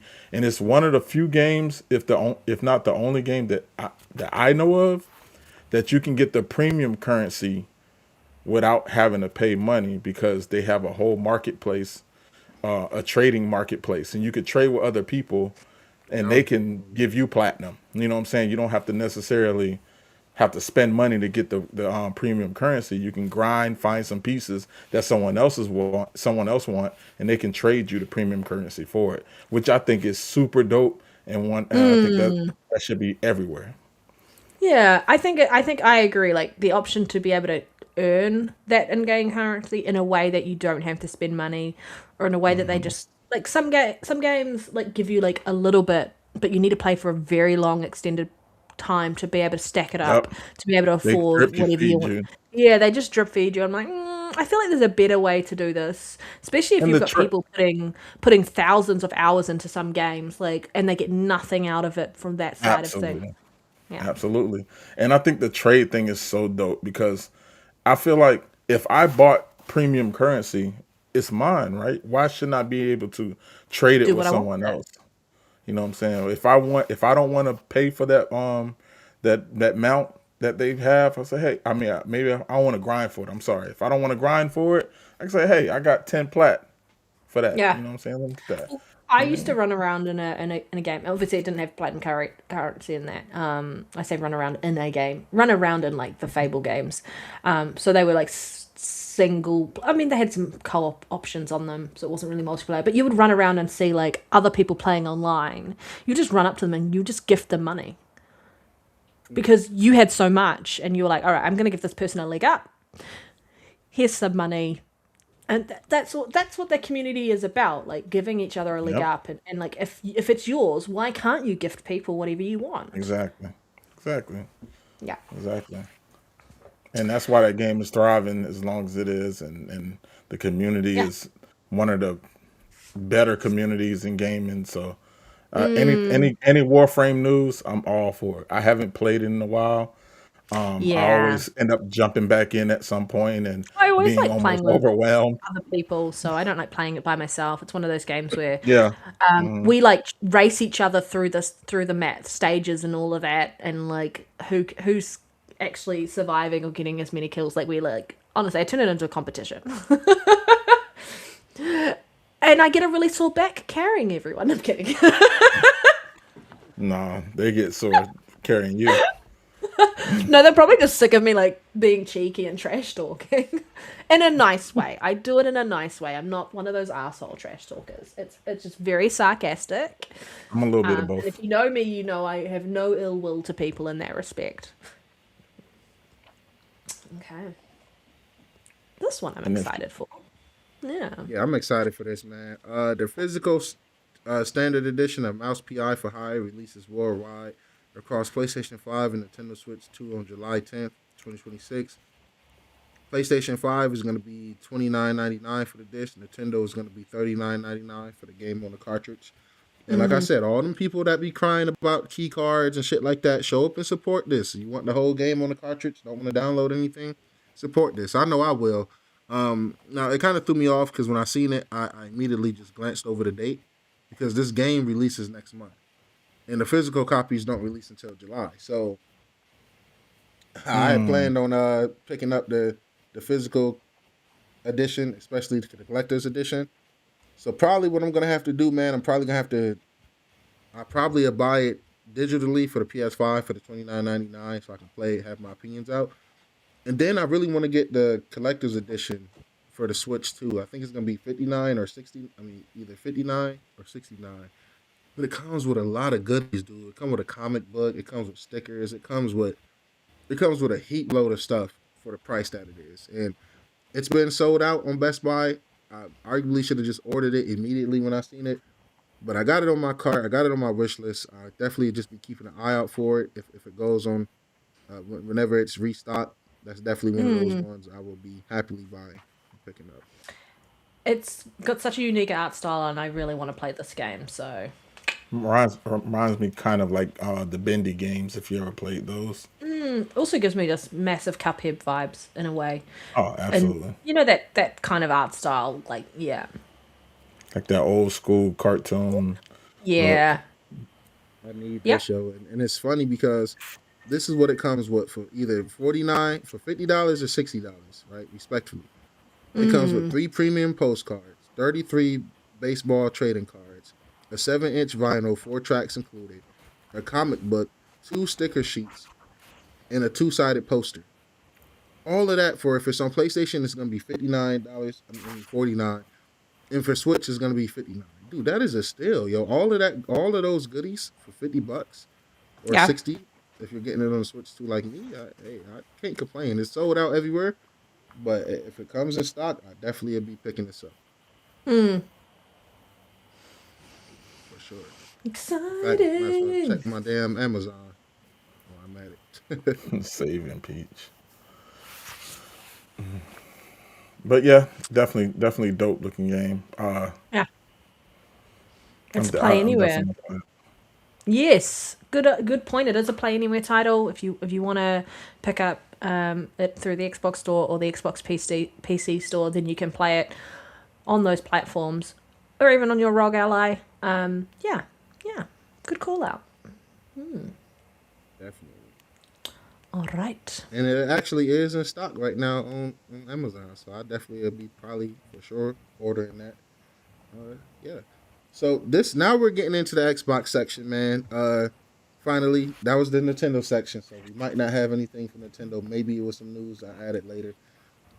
Square Enix was the #1 publisher of 2025 on Metacritic as a Let me first just for the zoom out. company, man. So shout out to Square Enix. I'm just gonna switch Hey, us over, guys. Once again. yep, take your time. Take your time. Old Square. Yeah, hey, shout out to Square Enix, man. They've been putting out a lot of games, going multi-platform as well. Even this year, I think they got a good start with the Final Fantasy VII coming to the Switch and the Xbox, and then It's a Dragon cheat Quest VII code. reimagined. Octopath Traveler, like I said, I just picked up Octopath Traveler 0. I'm planning on playing that after I finish Dragon Quest. So they've been cooking. And as for platform holders, Microsoft was number 5 with an 80% average score. Nintendo was 12th with a 77% average score.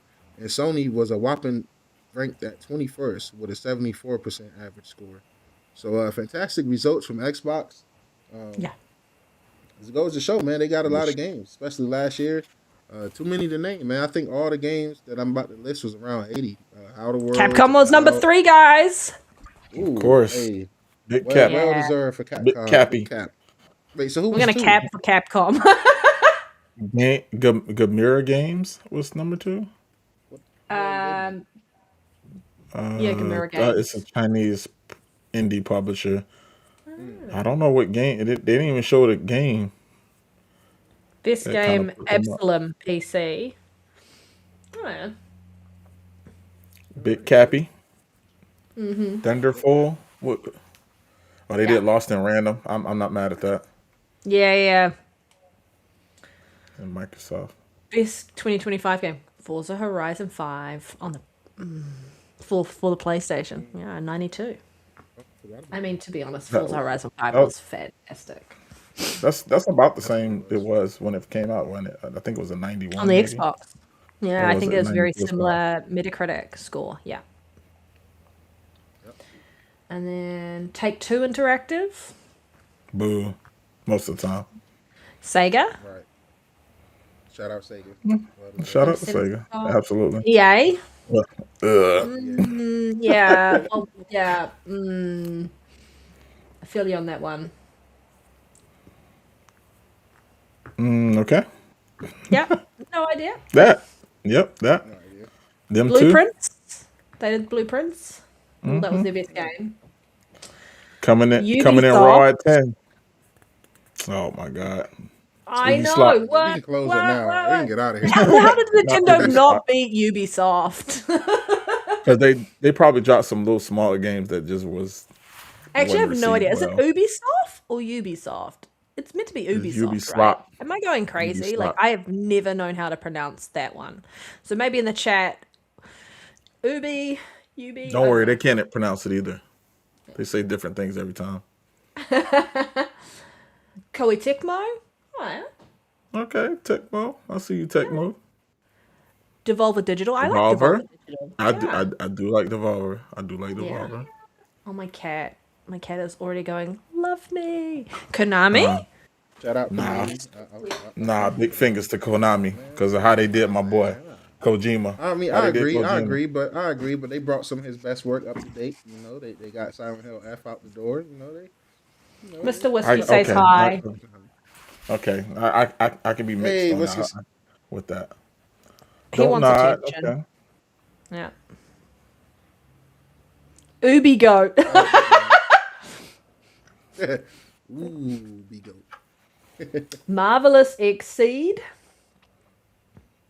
Yeah, And we've them. got Clear I'm River gonna fall Games. asleep by the time you get to Sony. We might as well move. All on. right, do you want me to get to Sony? All right, Yeah. okay. Atari was higher than Sony. Atari? Fucking Atari hell, higher not than- God Sony. damn. WTF. I think it's probably just a lack of. They didn't have too many, so They- Yeah, that's what I'm Then he- saying. I don't. Baby steps holding Yeah. it back. Maybe I'm not sure. Like I don't. yeah. So when you Ghost don't of have that Yotei many, and one or two Death gonna hurt Stranding you. 2 was peak as fuck. So I don't know. Cat's But been then you on got Mars. what? Yeah, that's what I'm Also, saying. Like it's, looking at the Also, stuff they're Asylum was showing. valid too, but they got hit with a little. You know. Yeah. I think though, if we look at it, why Sony's sitting where it's at anyway, it's just they've had to close a few studios, cancel a few games, and so they're not firing on all cylinders that they normally would be firing on, right? Definitely not. What do we got? Who got Annapurna Interactive? Oh, that's kind of sad that that's at the low. Bandai Namco. And then others. Yeah. Yeah, mothers. Idea Factory. Okay, there we go. Well, well done to Xbox number 5. Well done, yeah. Good job. And They're Also, they're making some moves. They're doing the right thing in some and places. it looked like they might be in a good spot going for 2027's Who knows? publisher. Yeah, possibly for sure. But I definitely expect to see PlayStation a little higher because of the couple of games they got coming out later for the Nintendo next year. too. They started really strong with Utopia. I think Yeah. Sony's off to a good start with Marathon. You know, that's a 81, 82 on Metacritic, so that's a good start. New still got- Xbox boss Asher Sharma is reportedly looking at lower price Game Pass tiers. 1 second.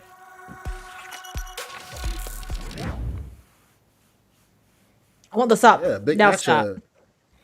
Big Yeah, Asha. Asher is she's looking at lower price Game Pass tiers. She's considering ways to make the future consoles and products like Game Pass more enticing for a wider audience. Ideas are being kicked around, including bundles with partners like Netflix.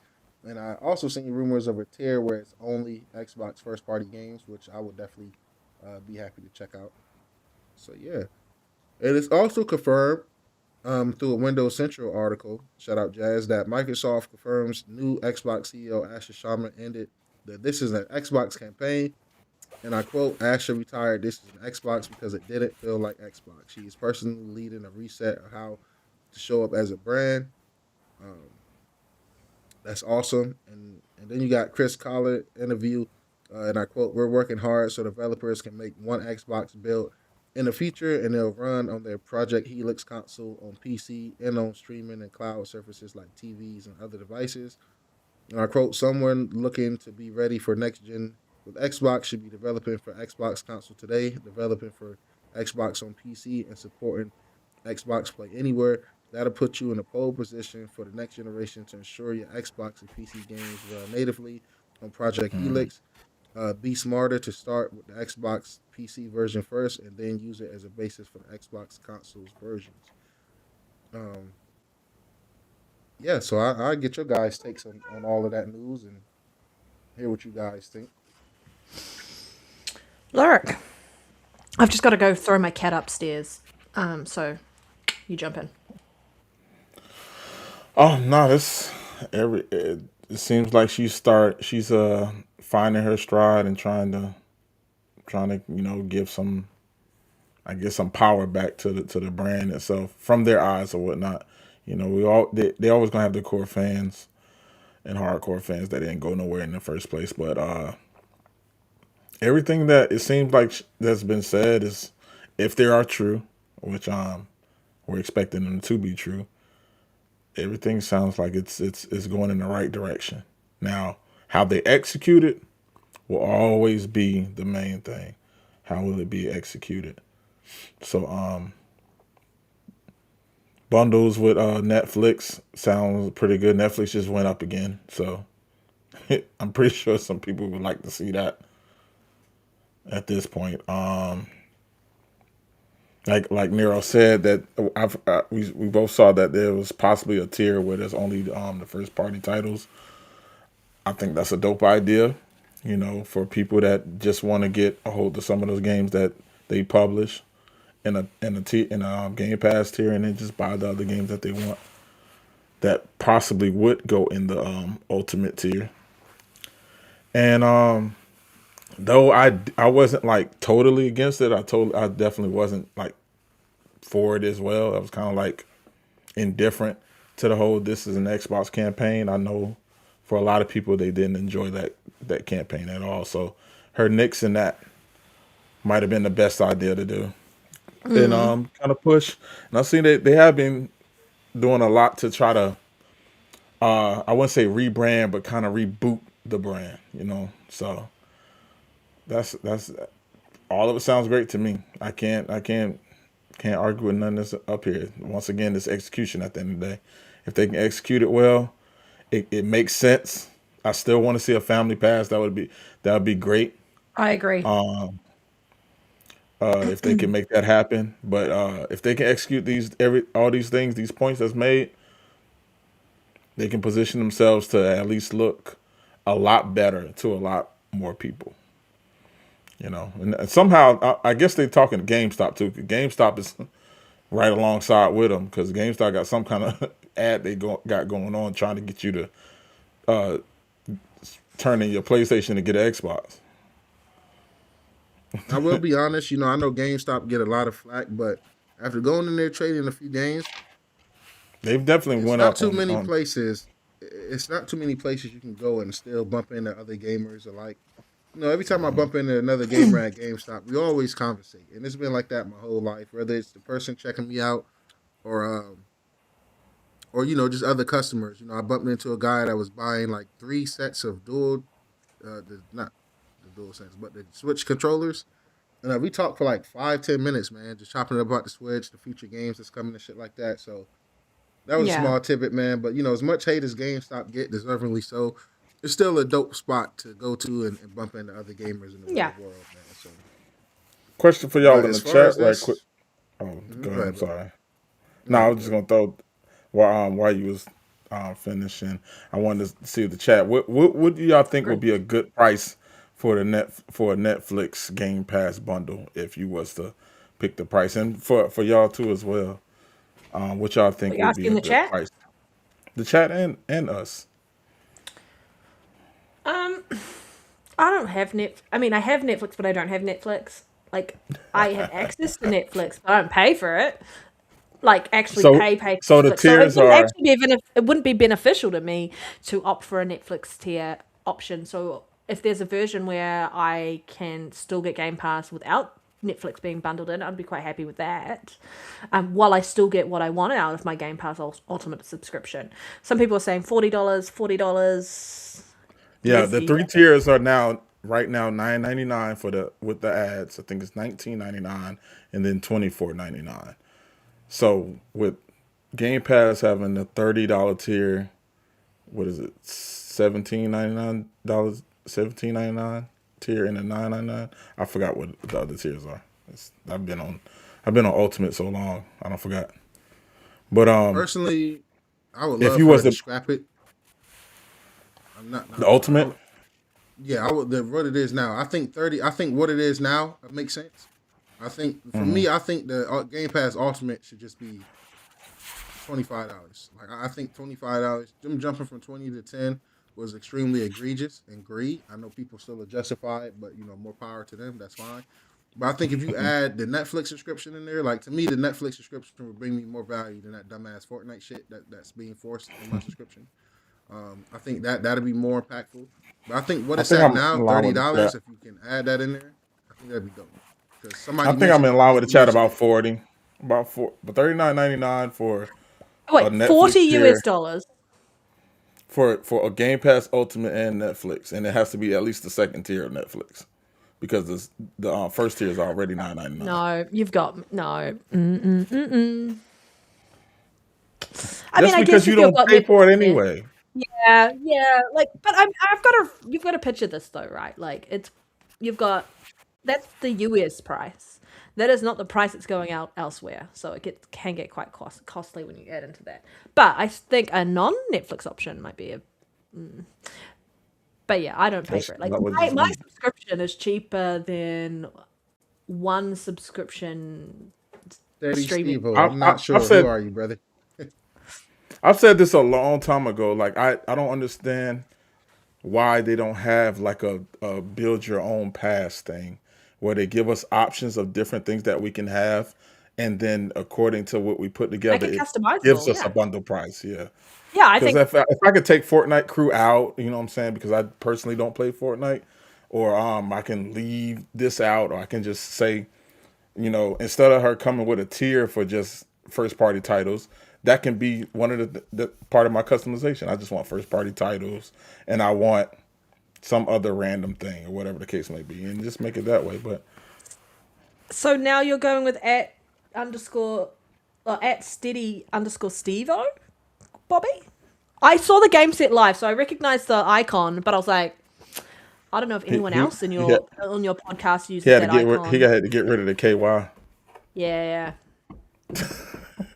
Rebrand, my dude. Well, honestly, I think we need to have you back on at some point. Because I definitely wasn't thinking Kentucky.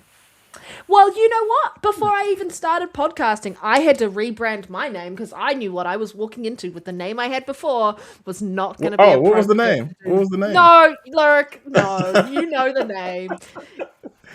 Bob was never my real Share with the name, dude. class. Share with the class. What was the Mm-hmm. name? Lyric.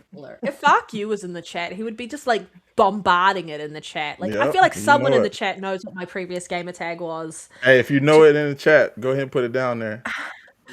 Ludicrous Panda 69. I mean, it wasn't that far off. No, I'm kidding.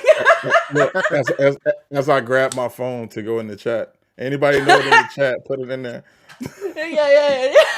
You can if you want. And then the chat can read what my old gamer tag was. It was.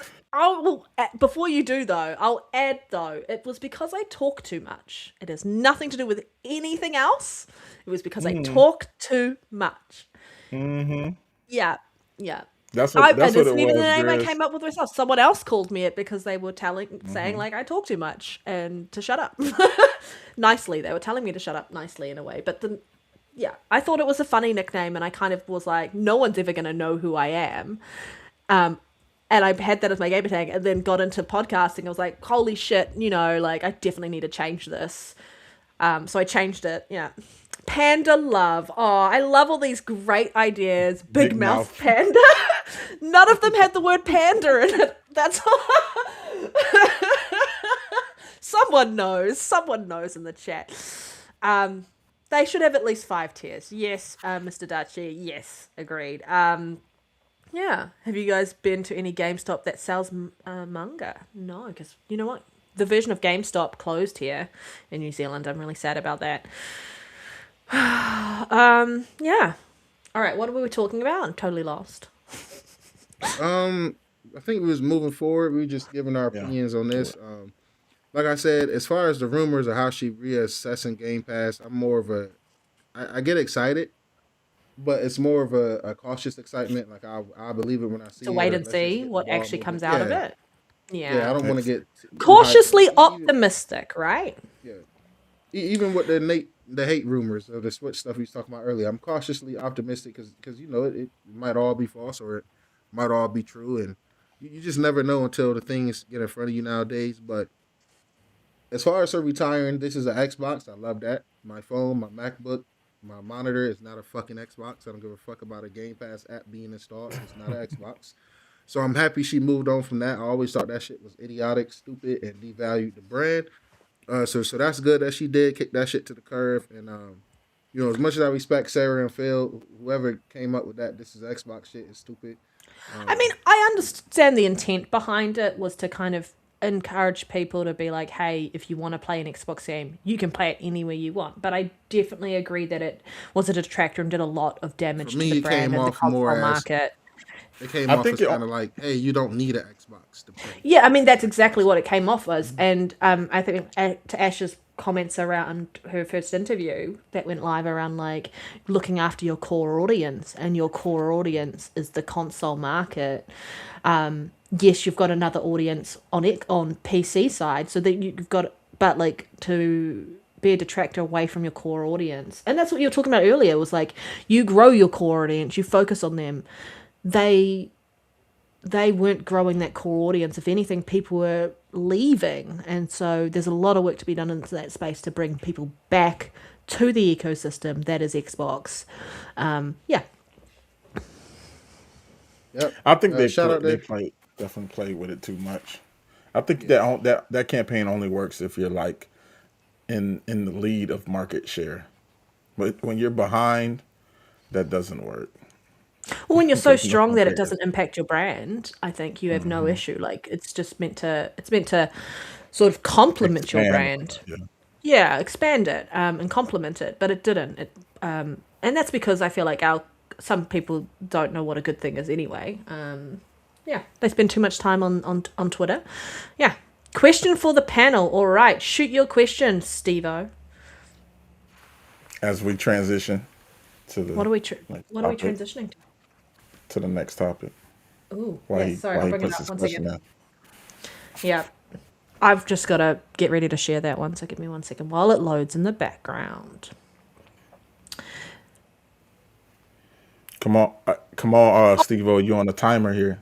More around this is the end of the campaign. It didn't feel like Xbox. I read the interview about this around why she chose to put this aside, and if you listen to the comments from people in Xbox, who also felt like it wasn't a great campaign, and they weren't very happy with it either. Like Phil did a great job of fixing the morale of Xbox, but this probably kind of like Xbox employees in 2013 when he took over in 2014. But this kind of, I feel like, sort of took the wind out of the sails for some of those Xbox employees, and again damaged the morale of those employees working under that. Yeah. Okay, his question is up. If Xbox reverts back from many of these things that made players leave, do we think it will bring gamers back or deepen the distrust? Great question. I think it depends on what specifically we're talking about. They're reverting back from.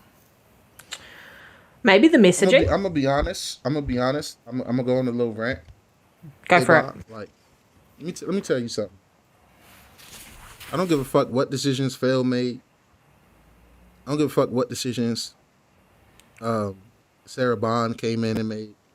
I don't give a fuck about Don Matrick. I don't care about any of them guys. If she's talking about going back to the root of Xbox, I'm all for it. Let me tell you something. Xbox don't need PC. Sorry to hurt your feelings, break your heart. Xbox don't need PlayStation. Oh no, I know their games selling. Oh, they don't need these people. Now they're there now. So them reverting and going 360, I mean 180, I don't know if they'll just walk that shit back. Let me tell you something. At People least tend to not in the forget how near big of a future. juggernaut. People tend to forget how big of a fucking juggernaut Halo as an IP was. Halo was not on PC, and it is a historically great selling fucking franchise. They just now getting Halo with the Master Chief Collection and Halo Infinite. All right, us Xbox people that's been here since day one, the original Xbox, the 360.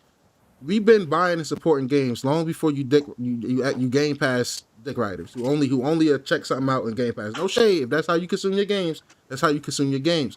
But I'm tired of Hashtag people ride acting that like Game Xbox. Pass. I'm really tired. Ride that Game Pass till you can't ride it no more. I'm really tired of people, the media, and even Xbox themselves forgetting who the fuck they are and where the fuck they came from. Xbox was peak long before going everywhere else. Thank you, Grizz. They Yeah. chose to try to be greedy as fuck. They say, hey, let's go to PC, let's capitalize. Well, you look at the Steam charts. South of Midnight hit like 1,000 concurrent players. You might as well keep that over here. Keep that over here. And if Xbox is smart, if you have PC on your next system, why do you need to put your games on PC? It don't make sense anymore because it's been shown that they don't show up and support as much as they claim they do. And I know they get mad. I know it ruffles some feathers. People be like, "Oh, well, Death Stranding has 60K concurrent on PC. That's good for Steam. Thank you, The Steve. game is a year old." Okay, if that's the case, how come Forza Horizon went to PlayStation 4 years into its life cycle and dominated the sales charts? And then these same people turn around and be like, "Oh, well, Death Stranding didn't do that good." No, you guys don't appreciate Xbox games and you don't appreciate PlayStation games. You just appreciate being able to brag about this shit. You guys will not appreciate Nintendo games. You guys will be fucking putting big ass boobies on fucking Princess Peach the moment the game come over to fucking PC. You guys are weird. So I just want Xbox and Asher to know that you can revert back to having an Xbox-centric only ecosystem. You can revert back to that shit. I don't care about people saying it's past its prime and that shit outdated. No, Nintendo is living proof. Sony could be living proof if they didn't fucking fumble everything they've done in this generation damn near. They had a rough gen, but I think if they do revert back, to answer the question, I think it will win a lot of people over. Because if you tell people, hey, you got access to all the PC storefronts on your next gen Xbox, but all the PC storefronts don't have access to the next Halo, or don't have access to the next Forza or the next Gears. Now it's a win-win situation because the people who's buying the Xbox, you're reaping the benefits of these stores, but you're also having the benefits of, hey, I can only play this on the Xbox. Only on Xbox need to return to being a thing. Now, I get all the games that's announced for now. It's too late to turn back, but stuff like State of Decay 3, make that only on Xbox. I know people is going to disagree with me, but I don't care. I'm my own man. Give me a reason to go cut my Series X on that I can only play here. The same way Nintendo give me a reason to cut my Switch on, I can only play Mario or only play Zelda. The same way PlayStation, as of now, I can only play GT7. I can only play Yosa Yote. To me, that is essential. When your consoles is getting $2,000 and plus, you need shit that I can only play on this console. Now, all that weird Dick Ryan and Phil Spencer and Sarah Bond shit that you people did to brainwash you to thinking exclusives don't matter, to brainwash you to thinking certain features that's only over here don't matter, you're blind. And I'm happy Asher is walking a lot of this shit back. Hope she continues to walk shit back because I would be her number one supporter. I understand everybody can't afford every console and shit like that, but it is what it is. I come from a single parent household. My mom struggled. We couldn't afford every console. It is what it is. We all had to pick a console, and we picked the console based off of what fucking games was available on that console. You understand what I'm saying? We can only play Gears and Halo on Xbox. Guess what? We're getting a 360. We're prioritizing the 360 over a PS3. It is what it is. And I think Xbox can, should, would, and they should just go back to that. Because at the end of the day, it breeds competition. Why did PlayStation feel the need to make a new Twisted Metal, something to counter Forza Horizon if you're giving them Forza Horizon? And they're making mad bread off of it. Yeah, they're not making the full profit, but 30% on millions of copies of sold is a lot of fucking money in revenue. It's not console warring. It's me as a consumer. What's best for me? And what's best for me as a consumer is straight up competition. Everybody's allowed to disagree, but I think when you take shit that's only on Xbox, it's gonna make PlayStation compete. It's gonna force them to do something. The same way Copia is dominating the sales charts right now all over, Sony is looking at that like, yo, we need that. Astrobot didn't do that. Well, how about this? Get back in the lab, go be fucking competitive, and go make something that can come close to it. It's that simple. But that's thank you for coming to my TED Talk. We love your TED Talk, NextGenNero. We do. And I think that's a great call out.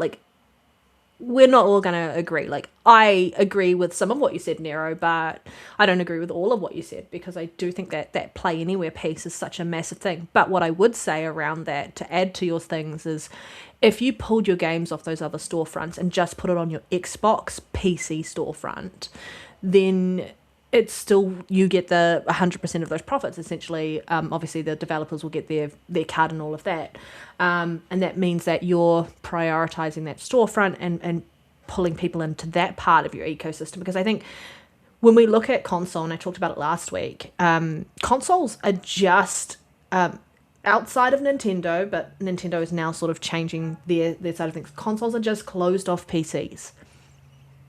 So they're bespoke PCs, and that's all they are.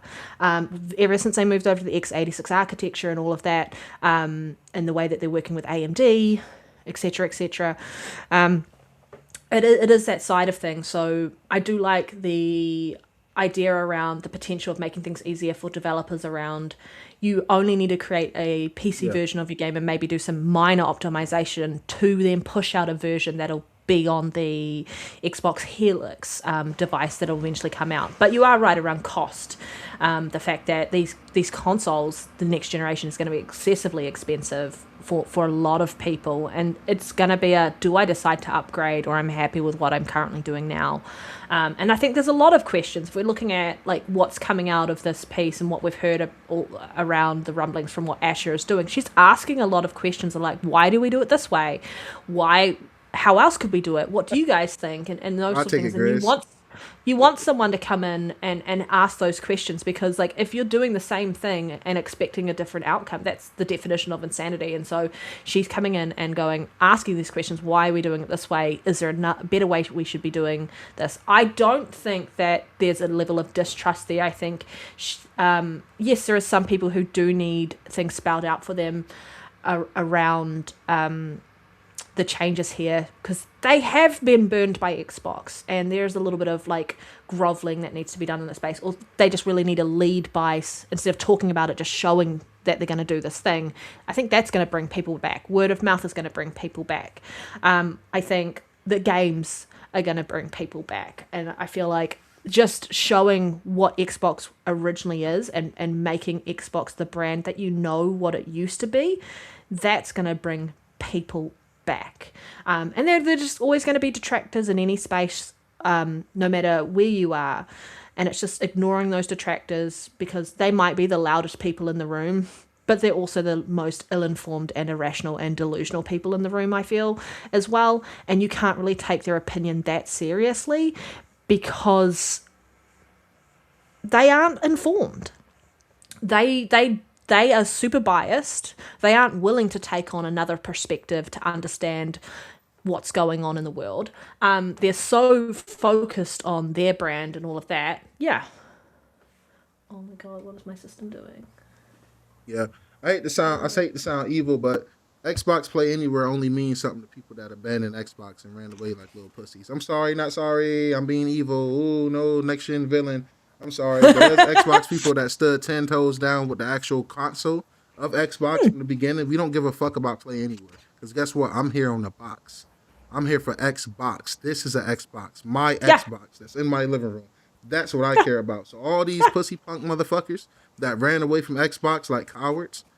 Now, if you was already on PC all this time, hey, no problem with you. No beef to you, brother. Hey, do your thing. Panda been on PC. Retro been on. A lot of my PC people demoed. A lot of these people been on PC. I'm talking about the very specific people who went and sold their Series X the moment they found out Forza was going to PlayStation, and posted game fucking stock receipts all over the place. This isn't even 3D. It's just a 2D cutout, because I sold my Series X multiple times because Xbox has been dead multiple times. It's just a cardboard cutout, so people think I game on Xbox. I'm kidding. I prefer the Xbox ecosystem over PC. That's my preference. So I'm always going to be, and even like Nintendo, I just prefer the console experience. I do. I mean, I love PC, but like I play PC for real-time strategy games. That's where I prefer to play those games. Yeah. Yeah, no shade to the PC home. I'm just joking around, by the way. Yeah.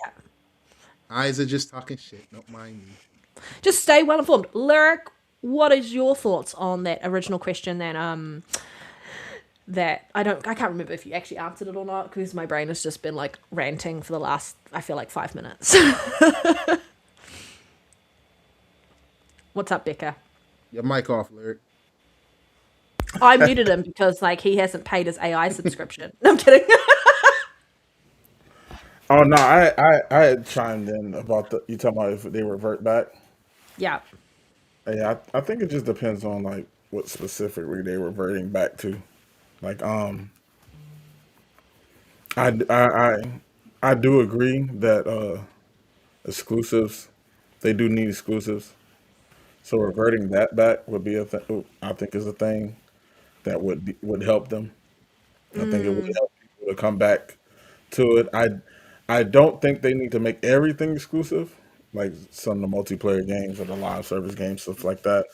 And even if you wasn't going to go full exclusive, at least some time exclusives, Yeah. like actual time exclusive. Nah, we're not talking about a month or two later.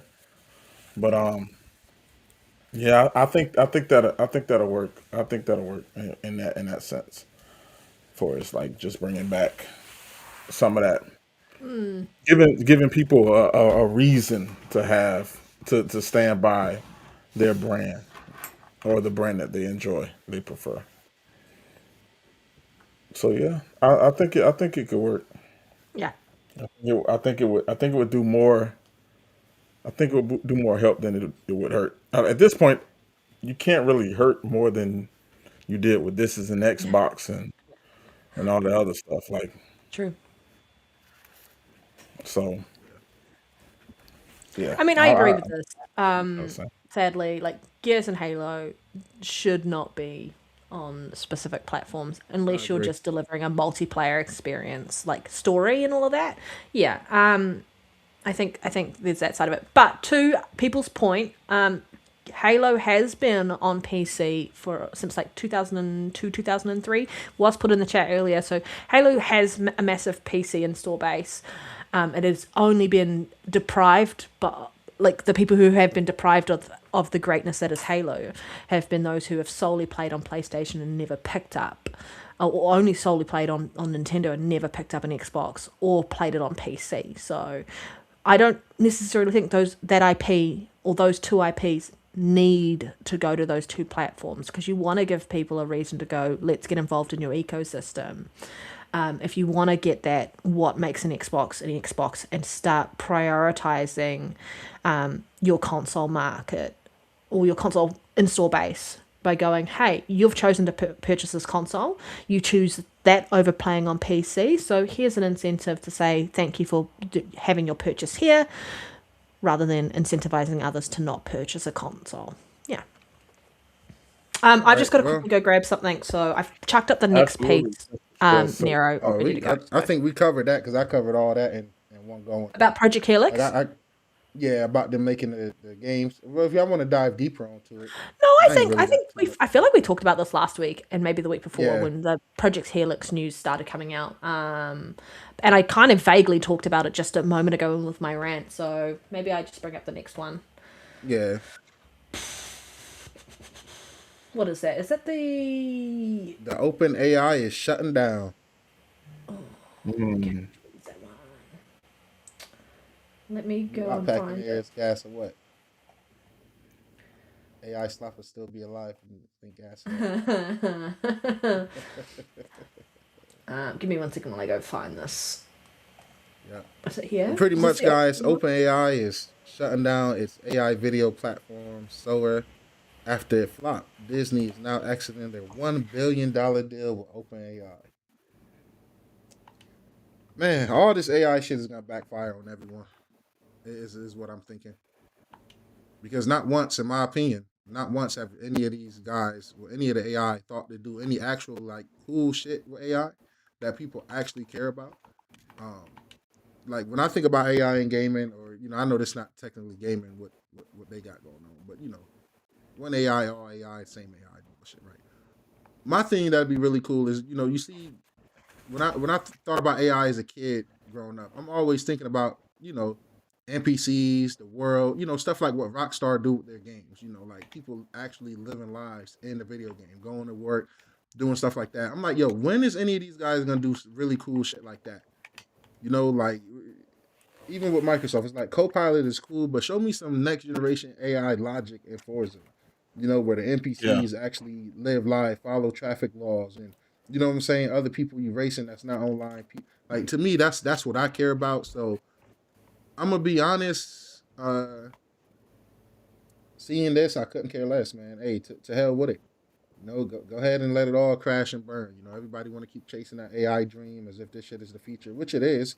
But as with anything that's the future, these people just, it's like I don't know how to describe it. It's like they kind of just rush into things. I don't know. Man. I They're like, hey, read this is this the and I was future. like, Let's oh, invest what a everything. shame. Darn it. Oh, boo boo. Oh no! Right? Oh No. no. How are we going to survive? Darn. Sorry to just jump in there. I know you were talking, Nero.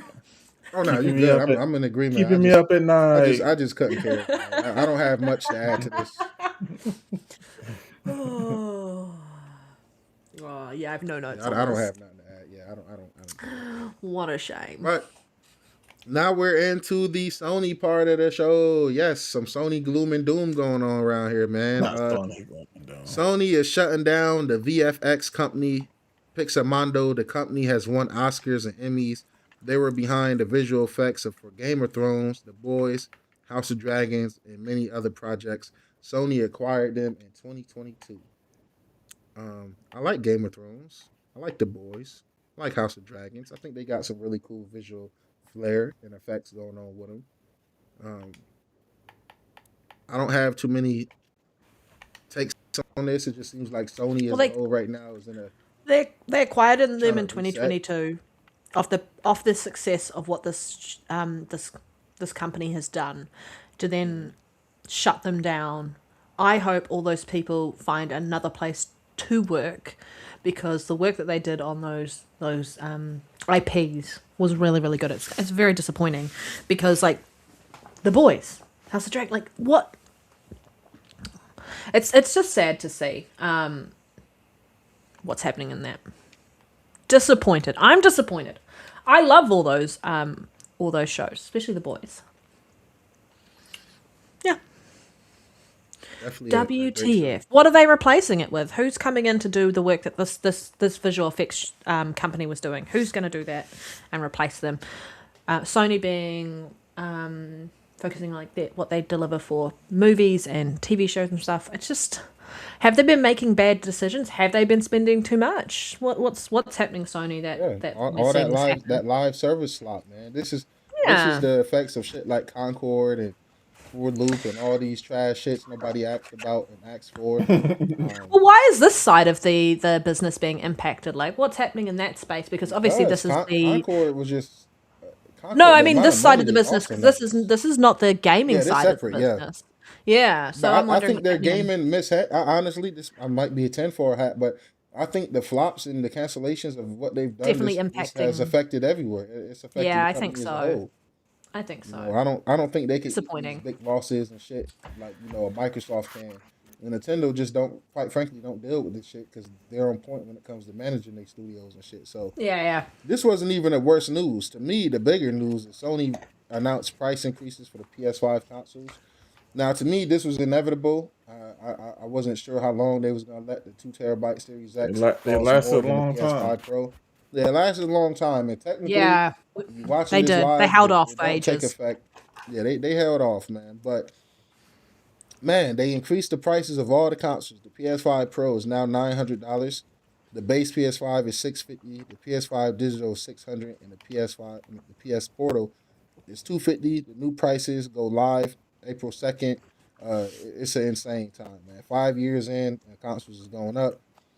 This is, also got some more context. The Series S in 2020 was $299. It is now $399. The Series X with the disc drive was $499. Now it's $600. The 2 terabyte Series X is still $800. So $100 less than the PS5 Pro. Man, this is just, it's no heroes in gaming. You know what I'm saying? There's no heroes. We already know this, but I feel like a lot of people saying, well, you have 5 years to get one. Ooh, that is very true, but that don't justify 5 years in the shit getting more expensive. That don't justify that in my cause, in my opinion. And I know it's a fucked up No. economy. I know it's a lot going on, but everybody want to be hating on Nintendo, say they're anti-consumer and shit like that. But Nintendo is suing the government over these tariffs. That's how much they want to keep the Switch 2 prices down. Microsoft and Sony, man, Microsoft more than Sony because they laid down quicker. They shit went up as soon as it was a little. As soon as Trump mentioned tariff, they jacked the Series X and that's up. But I just feel like where's the fight? It just don't seem like they fought to hold this shit off. And I know the economy, the war, or there's so much shit going on. You gotta take it into consideration. I definitely think the Switch 2 is next, 100%. But it's the fact that they're fighting so hard in the public eye, even threatening to sue the government and shit like that to keep their price down. You don't see that fight from Sony and Xbox. And as much as this is global shit, this is also greed. I mean, It is what it is. You fix the PSSR 2, and then you go up $200. I called Xbox out and I fucking ripped them a new one when they put their prices up the way that they did. And I already owned an Xbox. And I feel like for those who already own a system and it's like, oh, this doesn't impact me, go F yourself. If you Yes, it it will do. eventually Let that impact HDMI you. port Way go down out. the line, it's going to impact you. And I called out Xbox saying, if you think that this doesn't mean that the next Xbox is not going to be expensive, and that's all it is. It's showing you how expensive the next PlayStation is going to be. And, well, you might need to start saving for the next consoles if you do want to upgrade early, if you do want to do anything around those lines around it. But it's just disappointing to see. I am surprised they held off so long before they did put price increases up. I wish Xbox had held off a lot longer because they have a much bigger wallet to be able to do that. But yeah, it's just Fire Emblem is tempting. It's yeah, it's shocking that we're this far into a generation and the console prices keep going up, and this is the weirdest generation we've all experienced where by this point your console prices are going down. Sweet going down. Yeah, it should be going down. It's insane. Add a disk drive to the Pro. Yes, should just put it in there. Y'all just talking about have- next gen consoles, and we're still going up in the price. So these Yeah. gens is crazy. It's ridiculous. Yep. Insane. Absolutely insane. And Like I said, we all know it's no heroes, but at the end of the day, you guys care about these consoles. You care about this, that, and the third. Yeah. Fight a little harder. Show me that you care. Like I said, Xbox, given the energy that they done gave up this gen, they threw the towel in. That's my humble take. But as far as Nintendo with the Switch 2 generation starting and the PlayStation 5, you guys champion these console sold numbers from the heights. So it's like if you really care about getting people in, try to bite this. But like I said, it's no heroes in gaming. They was eventually gonna go up. This is unfortunate, but if you got a PS4, go trade it in. Try to take something off the top, and hopefully you can get it down to, what it should have been. In the first place, like I love my PS5 Pro for $700. I was recommending it even for $750. Like to I said, those if we who know, bought a Series X, I'm sorry, go ahead. yeah. No, go. Yeah, because if we bought a Series X like I did day one, that was $500. The 1 terabyte expansion card was $219. I don't know why all you Xbox idiots out here that try to downplay the Pro price prior to this hike like to exclude that argument. I was there. I bought my X for $500. I bought my my 1 terabyte. Guess what? That came up to $719 before taxes for them two combined. So to get a 2 terabyte at launch, Series X, it was $700. So I'm sorry, I'm not gonna be a hypocrite and come on here and be like, oh, a 2 terabyte PS5 Pro for $700 is a scam. No, it's not. Now for $900, I can't recommend that because I'm not sure if I will go. If I can't say, hey, You got it at a steal at 700, and you heard me calling out how upset I was at the price at the Pro being $700, Definitely. and you got it $900, I at a just steal can't by recommend it. comparison. Yeah, I but can't recommend it. I'm I just said gonna hold say off for this. next gen. Yeah, this next piece. I quickly mentioned it before, but to those who are seeing people in the community sort of acting like a little bit like assholes around the fact that they already bought a console when it was cheaper and like kind Yeah, of sort of talking down to those who hadn't yet upgraded because now they're missing out on the price that you got it at. Like, grow the fuck up. Facts. Act like a real human being. It's bullshit. And you're not calling it out and you're going, well, it doesn't impact me because I already bought it. And so that for those who didn't buy it, shame on you. And like you missed out because you didn't go over early enough. You don't know what's going on in anyone's life. They might not have been able to afford a console till now. And now they have to wait even longer. It's just rude to me to see some of the people in the community, and I'm saying our community because it's gaming in general, who are okay with saying out of touch comments like that, and they shouldn't have a voice. And if you're watching them, you shouldn't watch them because it's bullshit. There you go. Absolutely, I agree. And them not including the drive and the disc stand with this price Yeah. increase is also Yeah. diabolical. That shit is ridiculous. Yeah. Just anti-consumer all around. Yeah. It's super anti-consumer. It's disgusting. No way We to should spin be it. calling this shit out together as a community and letting these companies know that we don't agree with it, regardless of whether you own a system or not. Because it Only way to change it. really, yeah, the only way to change it is to show that we are all on the same page around this stuff. And I agree, And Mr. that's Thatcher, they definitely on come either with sides, Yep. whether you have it or not. Yep. I agree. We should be 100%. advocating for the people who don't have a voice, who don't have a console. We are very privileged where we are, who own the systems when we own the systems, who have a platform that we talk about the stuff on. And so I'm just not going to be disrespectful to those in our community who aren't as privileged. And that's what Mr. Darchie's saying. Like, they don't understand that they're talking from a point of privilege. They are talking from a point of privilege. And it's a privilege that they don't fucking deserve as far as I'm concerned. Yeah. Definitely. Call it out. And in the same breath, man, Dark Outlaw Games have been shut down by Sony. This is their 8th studio closure since 2020. In 2020, you got the Manchester studio shut down. 2021, Japan studio. 2023, Pixel Opus. 2024, London studio. 2024, Firewalk Games. Bringing it 2024, up now, Nyan guys. Co. I'm a little bit late. Sorry. 2026, Blue Point Games. In 2026 as well, Dark Outlaw Games. This is, to me, like I said, this is just as bad as the mismanagement from Sarah Bonds and Phil Spencer's with all their studio closures and shutdowns. Now, the Dark Outlaw Games, I don't really give a fuck about. It sounded like it was some more live service slop that was probably being cooked up over there. But then I seen some people said it was a single player game, so I'm indifferent on that until we know for sure what they was working on. The studio was founded 1 year ago under COD Zombies veteran Jason Blundell. This is now the second studio under him that PlayStation has shut down after Deviation Games. It sounded like they need to stop chasing these quote unquote successful people from prior studios and living in the glory days of the past. Maybe just get some new minds in there, some new fresh talent.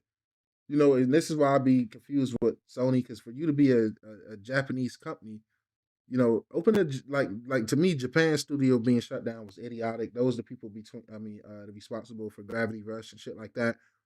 I thought that was really stupid. In the same way I thought Tango Games were stupid. Blue Point Games being shut down, like I said, I thought that was idiotic. Sony has just been doing a lot of mismanagement this gen. But you know, hopefully they cleaning up, reorganizing, and getting ready to end this generation strong and get ready for next gen. But so much mismanagement, man. Yeah, I think mean, Dark. I think what is his name? Jeff Keighley. Host, Herman Host. Herman Host needed. I'm honest. Yeah, Herman Host needed to go. In my opinion, I thought we were going to call out how Jeff Ryan. Keighley is not making comments about this and hasn't really been making posts. Yeah, Xbox does something like this and he's putting posts up. A little bit hypocritical. To that, is anybody surprised? No, Archie has been exposing this man for damn near. I know, but I love people years calling now. it out. Oh, of course, for sure.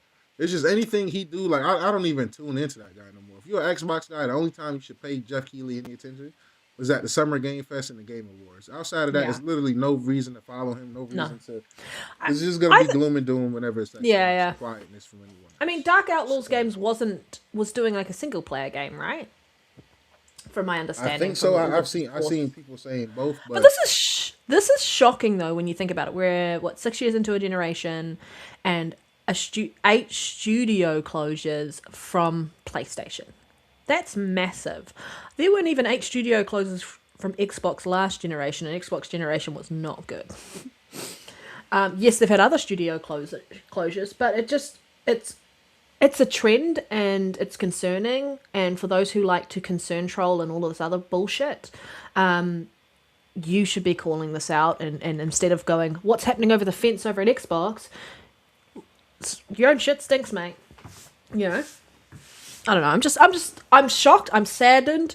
And it's just not PlayStation that we know, and Herman Holst doing where he is should be held accountable. Astrobot, yeah. Sorry, Nero, I feel like I may have cut you off by mistake, so if you want to continue. You haven't. I don't really have much more to say. Just mismanagement. It don't really give me, like I said, right now, the only people I'm comfortable with is Nintendo, and that's because Metroid Prime 4 could come out and not reach the heights of a Mario game, and it still would probably get some support in the future, like a new game. I love Marathon near and dear, and if Sony somehow don't support them or do some bullshit, it's gonna be like really fuck them. You know what I'm saying? Like I fuck with Marathon. I feel like the point of you acquiring stuff like Activision if you Xbox or Bungie for PlayStation is to give these guys a little bit of leeway. It shouldn't be, hey, you fuck up a release, you're done. What's the fucking point of you guys buying me if I only get one chance? At that point, I might as well stay independent and take this chance on my own. If they didn't do that, like, you've got to look at some of the other studios where if a game didn't perform where it was. I know creating video games right now is very expensive, and they aren't getting the cut that they used to get to help cover those costs through COD, etc., etc. But like, you're looking at Naughty Dog and oh my god, why can't I think of what it's called? The Last of Us, or not The Last of Us, Uncharted. When that game first released, it wasn't this massive, big AAA blockbuster that it is known for today, but they doubled down and they were able to deliver a second game which outshone the first game. But some of these studios don't even get a second chance. If it's not performing, it's not performing. And that's the thing. It's like, we knew a different version of PlayStation where they talked about, and even Jim Ryan said this around organic growth and all this other crap when Xbox bought Bethesda and went to go acquire the ABK deal. And we had all these conversations from some parts of the community who ate that up and said, yes, PlayStation might buy a studio while it's small and then grow it into this massive thing. What the fuck are they doing now? Because they're clearly not the same PlayStation that people banged on about for fucking years, to the point where I don't recognize this PlayStation. I don't have a lot of faith in them at the moment to deliver on what they say they plan on delivering. It's a wait and see at the moment. I would like them to go back on track around that. Like, it's nice to see Xbox starting to potentially get back on track to what made Xbox so great around that. And Nintendo's just firing on all cylinders with the Switch, because the Switch is just what it is a juggernaut that some people aren't willing to acknowledge. But you can't ignore it. And some people have just bought PlayStation for the sake of, it's the system I've always bought. And they're casual gamers, so they may be not really informed. They may not know how many studios have been closed down, how many games have been cancelled, and all of those. Where's Days Gone 2? Yes. There's lots of things in that space. And that is an amazing game. I will always pound the table for that. Yo, I'm sorry. Don't get me worked up over here, Greg. We're not concerned trolling in this space. I'm just being realistic around what this tells me. And there is sort of a bit of uncertainty moving forward at the moment around where PlayStation's going and the games that are going to be on a regular cadence. Yes, there's some really good games that are about to come out with your Wolverines and your Saros, and those are the two that are just at the top of my head at the moment. There are other games in the works on that side of things, but they're relying heavily on third party at this point, like they used to, but third party isn't relying heavily on them anymore, which is why you're seeing these games go into other places they never used to go, because they've made some bad choices. The money that they put into Concord, bad choice. Absolutely bad choice. And they wasted that money, which could have gone to another studio that was actually potentially going to deliver on something better. Yeah. Sony needs pragmatism. I just look at the successful games and say, hey, man. Give us another Infamous. Give us another Infamous, guys. My thing with Sony right now, and it's going to let me know if I can trust them or not, is just double down on what's successful. Double down on Marathon. It's reviewing well. It's sold okay. double down on that. Invest more into that. Invest more into Helldivers 2. And continue growing that. Stop wasting your money on these for loops and these nobody's asking for this shit. Nobody ever came to you guys as the shooter box anyway. So it's like you're chasing this Fortnite and Call of Duty train. Meanwhile, Fortnite and Call of Duty is in the lowest places that they've been in forever. So Yeah. I don't get it. I'm mindful, Nero and Lyric, that we've been going for about 2 hours and 9 minutes. So I'm just Yeah, mindful of I that. think we might be. I think we might be good. I don't think we need to touch on the main topics. If you want, we can add them for next I mean, week. Only I because probably really just want to talk about maybe the Xbox partner yeah, that's what I was preview. gonna say. Yeah, Yeah, yep. that's about it. So Um, if you give me a second, I'll bring up the yeah, we stuff for can go into that. that. And real quick, man, a couple gaming reviews real quick. Marathon hit a 81/80 on Metacritic, which is pretty good. Super Mario Bros. Wonder Switch 2 Edition is sitting at an 86 on Metacritic.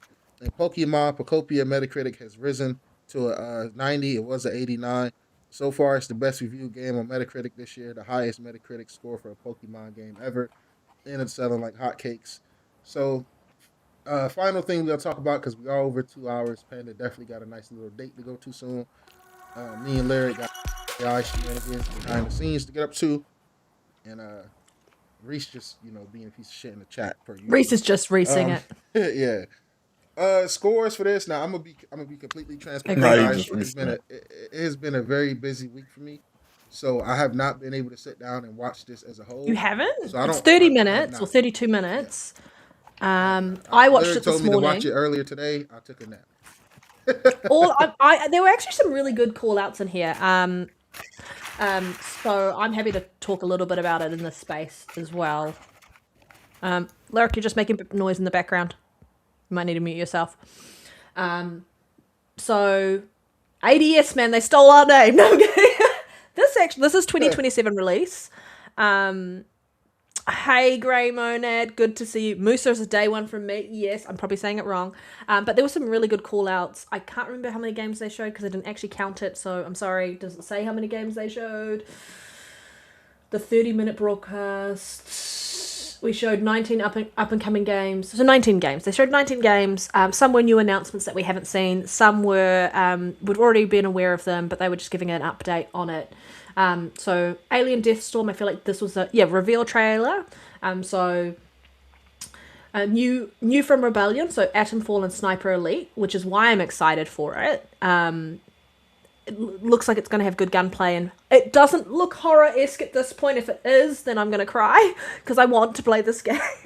The detective one is my bag. Yes, this is probably the highlight of the show, Artificial Detective. So this was a reveal trailer, really, really good. So this is where I think, Nero, you definitely need to go back and take some time, watch the show.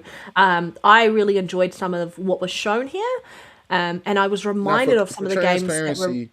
Yeah. Not to cut you off, just for a little transparency. I didn't watch the show, but I was out and about, so I followed up with each announcement. So Oh, so you I have... seen a glance. Yeah, I just haven't dived into them on a deeper level to give my full, takes. But it was some dope Yeah. things being shown.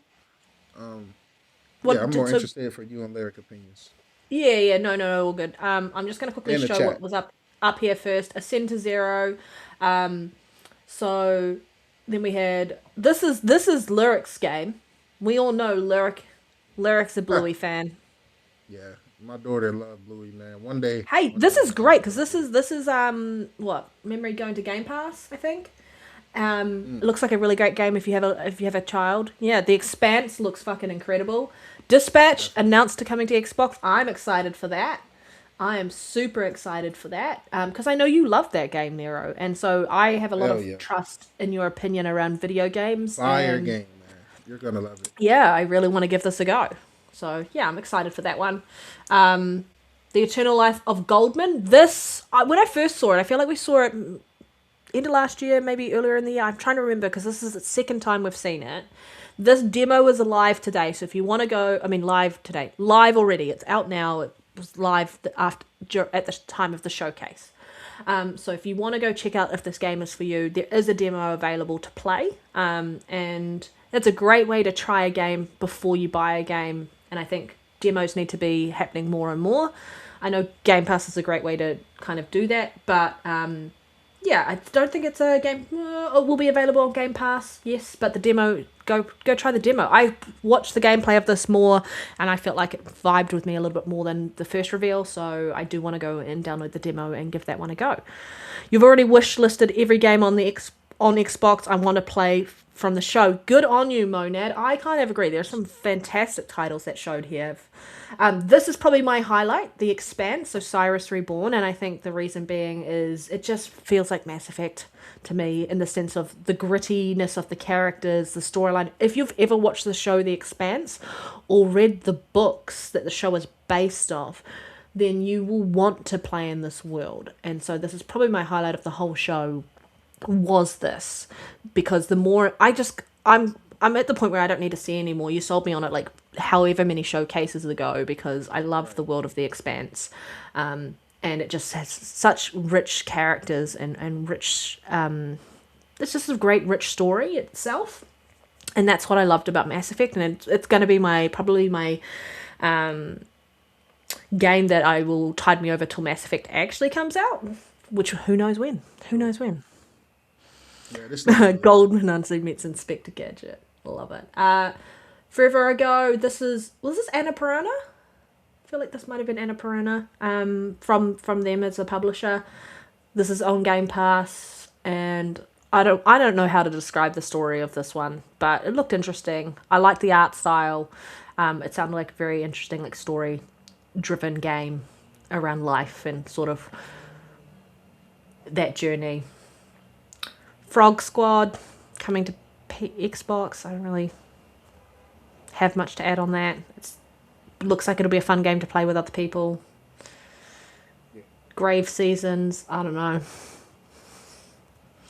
I'll check it out. I'll get Lyric's take on this. Hades 2. This is coming into Game Pass. I know we already talked about it, but probably the highlight. Yeah, that's your highlight in that space. I'm excited for it to come there. And what I will call out on this showcase, and it was really nice to see, because when PlayStation does a showcase like a partner preview, they specifically make sure that you don't see the word Xbox anywhere on this. All of the showings of the games were showing where it was releasing, including PlayStation, including the Switch, including Epic Game Store, including wherever. They showed you where you could choose to purchase this game. It just happened to be that they were showing you on their side of it. And I feel like that's more beneficial to the developer being successful than trying to fake that the game is exclusive to your platform, because these developers are struggling.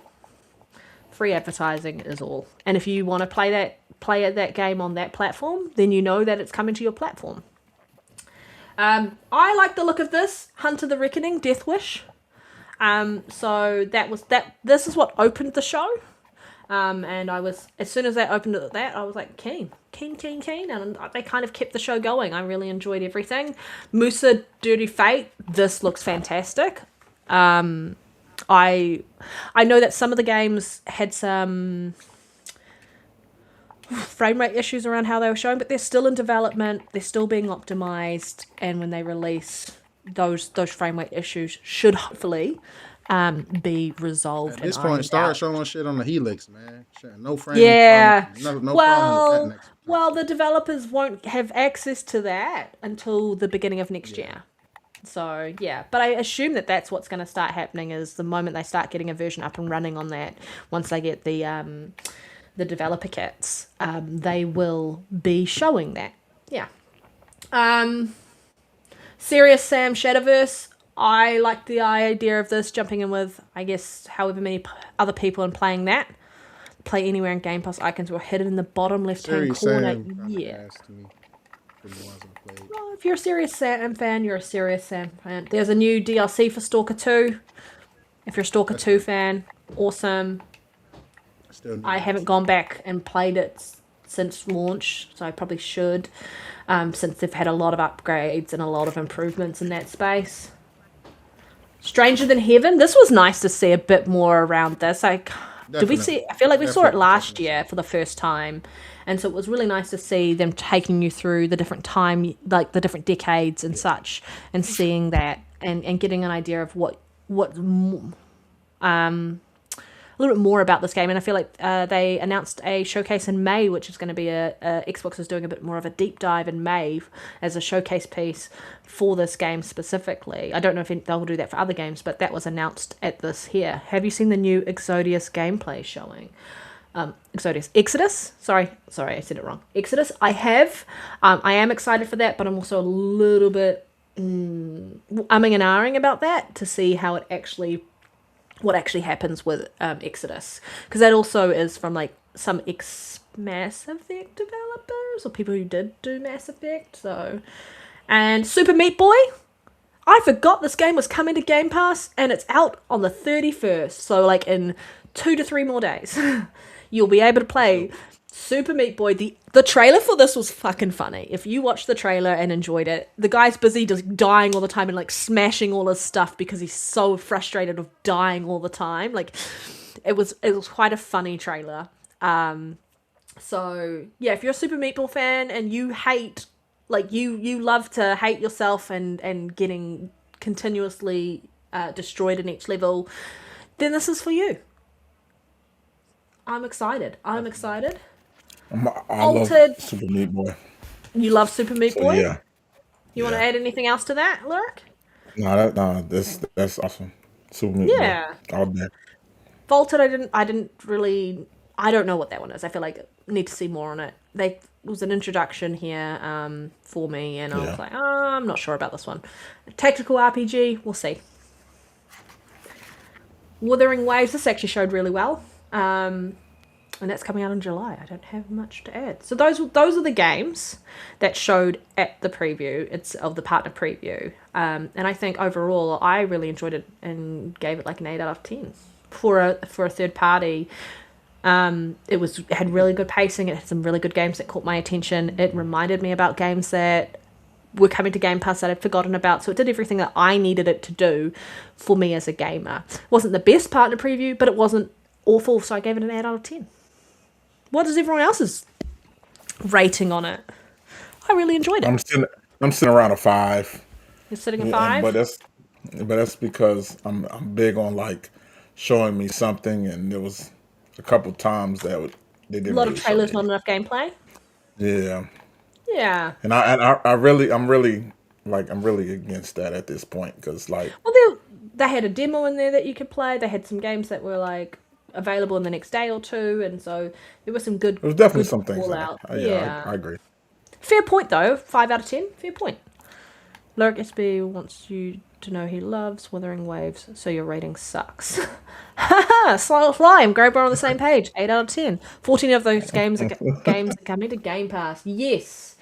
Musa, that looked so good. If you haven't checked that out, please check it out. You're laughing at that comment. Somebody send me a couple months of Game Pass, man. They heating up right now, man. It's a lot of good looking shit that's coming. They got Replaced coming next month. I'm really excited for that. Forza, yes, they I'm super excited for Replaced. We've been talking about the game for like years, and now it's finally about to be here, and I think that's a really good call out.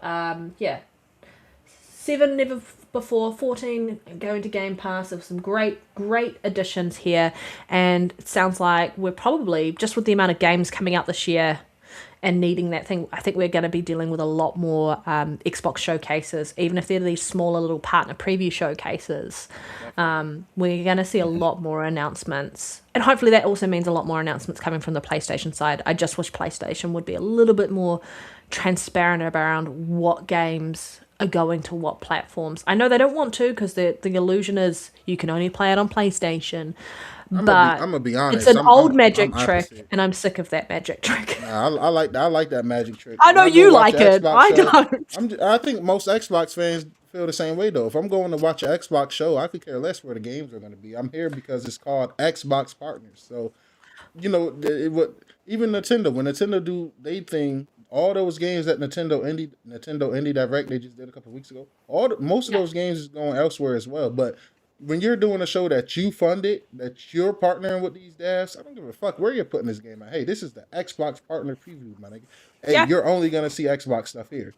But I understand where you're coming though, man. Let them find out later. Gamer. Yeah, let them find out later, man. Hey, Panda, well, do you know what I used to do? What's hard about people having to do some research on a game they Well, saw it's because interesting. like a lot of those things, like you have to wait a few days before it actually updates to confirm all the platforms the game is releasing on, and so some days, like if PlayStation had a showcase, I would go through and manually have to do my research.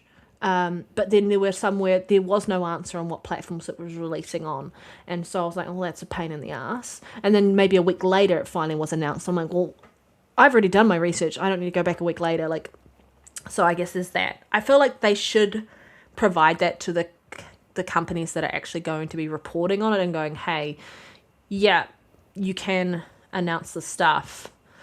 We're hiding it on our show, but after the show, when you release it and you do your research, anyone can find out what platforms it's releasing on without feels like a bit of a hidden agenda." Yeah. Xbox is a multi-plat publisher. Yes, they are a multi-plat publisher. Yeah. Lyric. They For all, me, I didn't they watch all it. are at So, this point, except for maybe Nintendo. just from what I've seen, solid 7 out of 10.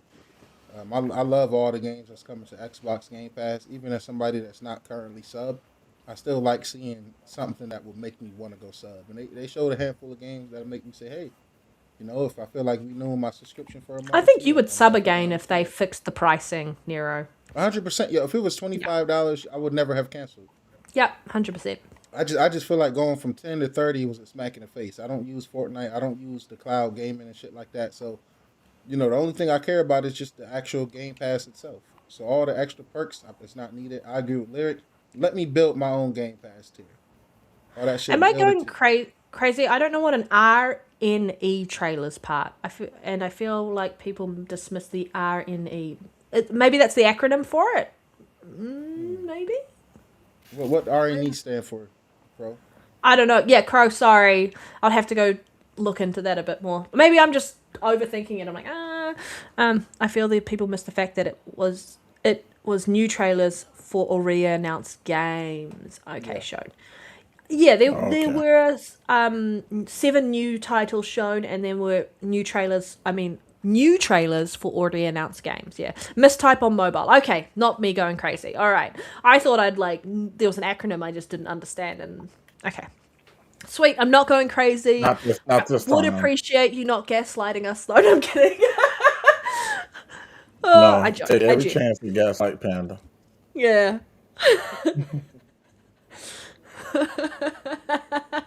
Sony show. Okay, mistype. All right. I feel like people dismiss the Sony trailers part. Yeah. All right. Try getting keys off Ibna. I stocked up a lot of ultimate keys. Yes. I agree. Yeah, let me borrow some of them keys, man. Does anyone have anything else that they want to add? Are there any topics that we feel like we missed, because we're sitting at 2.5 hours almost? So I do want to Nah, I close think out the show. It's been a very busy week of gaming. I just want to thank Yeah. everybody, my 2 amazing co-hosts, everybody in the chat watching now and later. We appreciate you. Share with a Love gaming it here. friend, gaming brother, gaming cousin, sister. Just share, real gamers talking about games, Yeah. man. Well, Hit that like button, subscribe, and yeah. appreciate you guys. Well, I'm just going to move us back to our 3-person one very quickly. Stop sharing. Definitely hit that like Go. button. Out for Yeah, hit that like some button. people to get there. I just want to just add, we should be doing a show next week. I don't think why we wouldn't. I know it is Easter weekend, so it's a 4-day weekend for some people, with Good Friday off and Easter Monday off. And I know that Sunday is like a religious holiday for some people. That's fine. So we should be doing a show, no issue, because it's Saturday for you guys, it's Sunday for me. But if for any reason anything comes up, we will let you know. But expect us next week. Absolutely. I'm having a great 4-day weekend. That's my plan. Before you end it, show the Exodus gameplay. I would, however, I don't necessarily know if my laptop's going to comply with actually running it. It might just hit it into buffer stutter, and I don't want to do a disservice. But what I will say is, to Sly Crow's point, if you have not seen the Exodus gameplay, the new one that has released, please go and check it out. Definitely go check it out. I highly recommend going and looking at a higher quality version of a trailer. if you want to, and such around that. So go check it out. We're gonna close up the show. Lyric, anything you want to add before we head out? Nope. Other than I'm 1,000% accurate at all times. AR Lyric. Or is it real Lyric? Who knows? I love my co-hosts. They're great. We love the community. Love everyone who engages in chat. Everyone who's going to comment after the show or watch after the show. We appreciate each and every one of you. And thank you for just taking the time to listen to us drone on about video games. It's not really droning on. You could have been anywhere in the world, but you're here with us. Right here with us. Yeah. Exactly. Thank you, Tegan. All right, we're gonna close out the show. Please enjoy the rest of your weekend. Have some fun playing some video games. If you need to go outside and touch some grass, please do that. Stay off the Twitter streets because it's crazy. And we will see you next week. Bye, everyone. What's up, guys?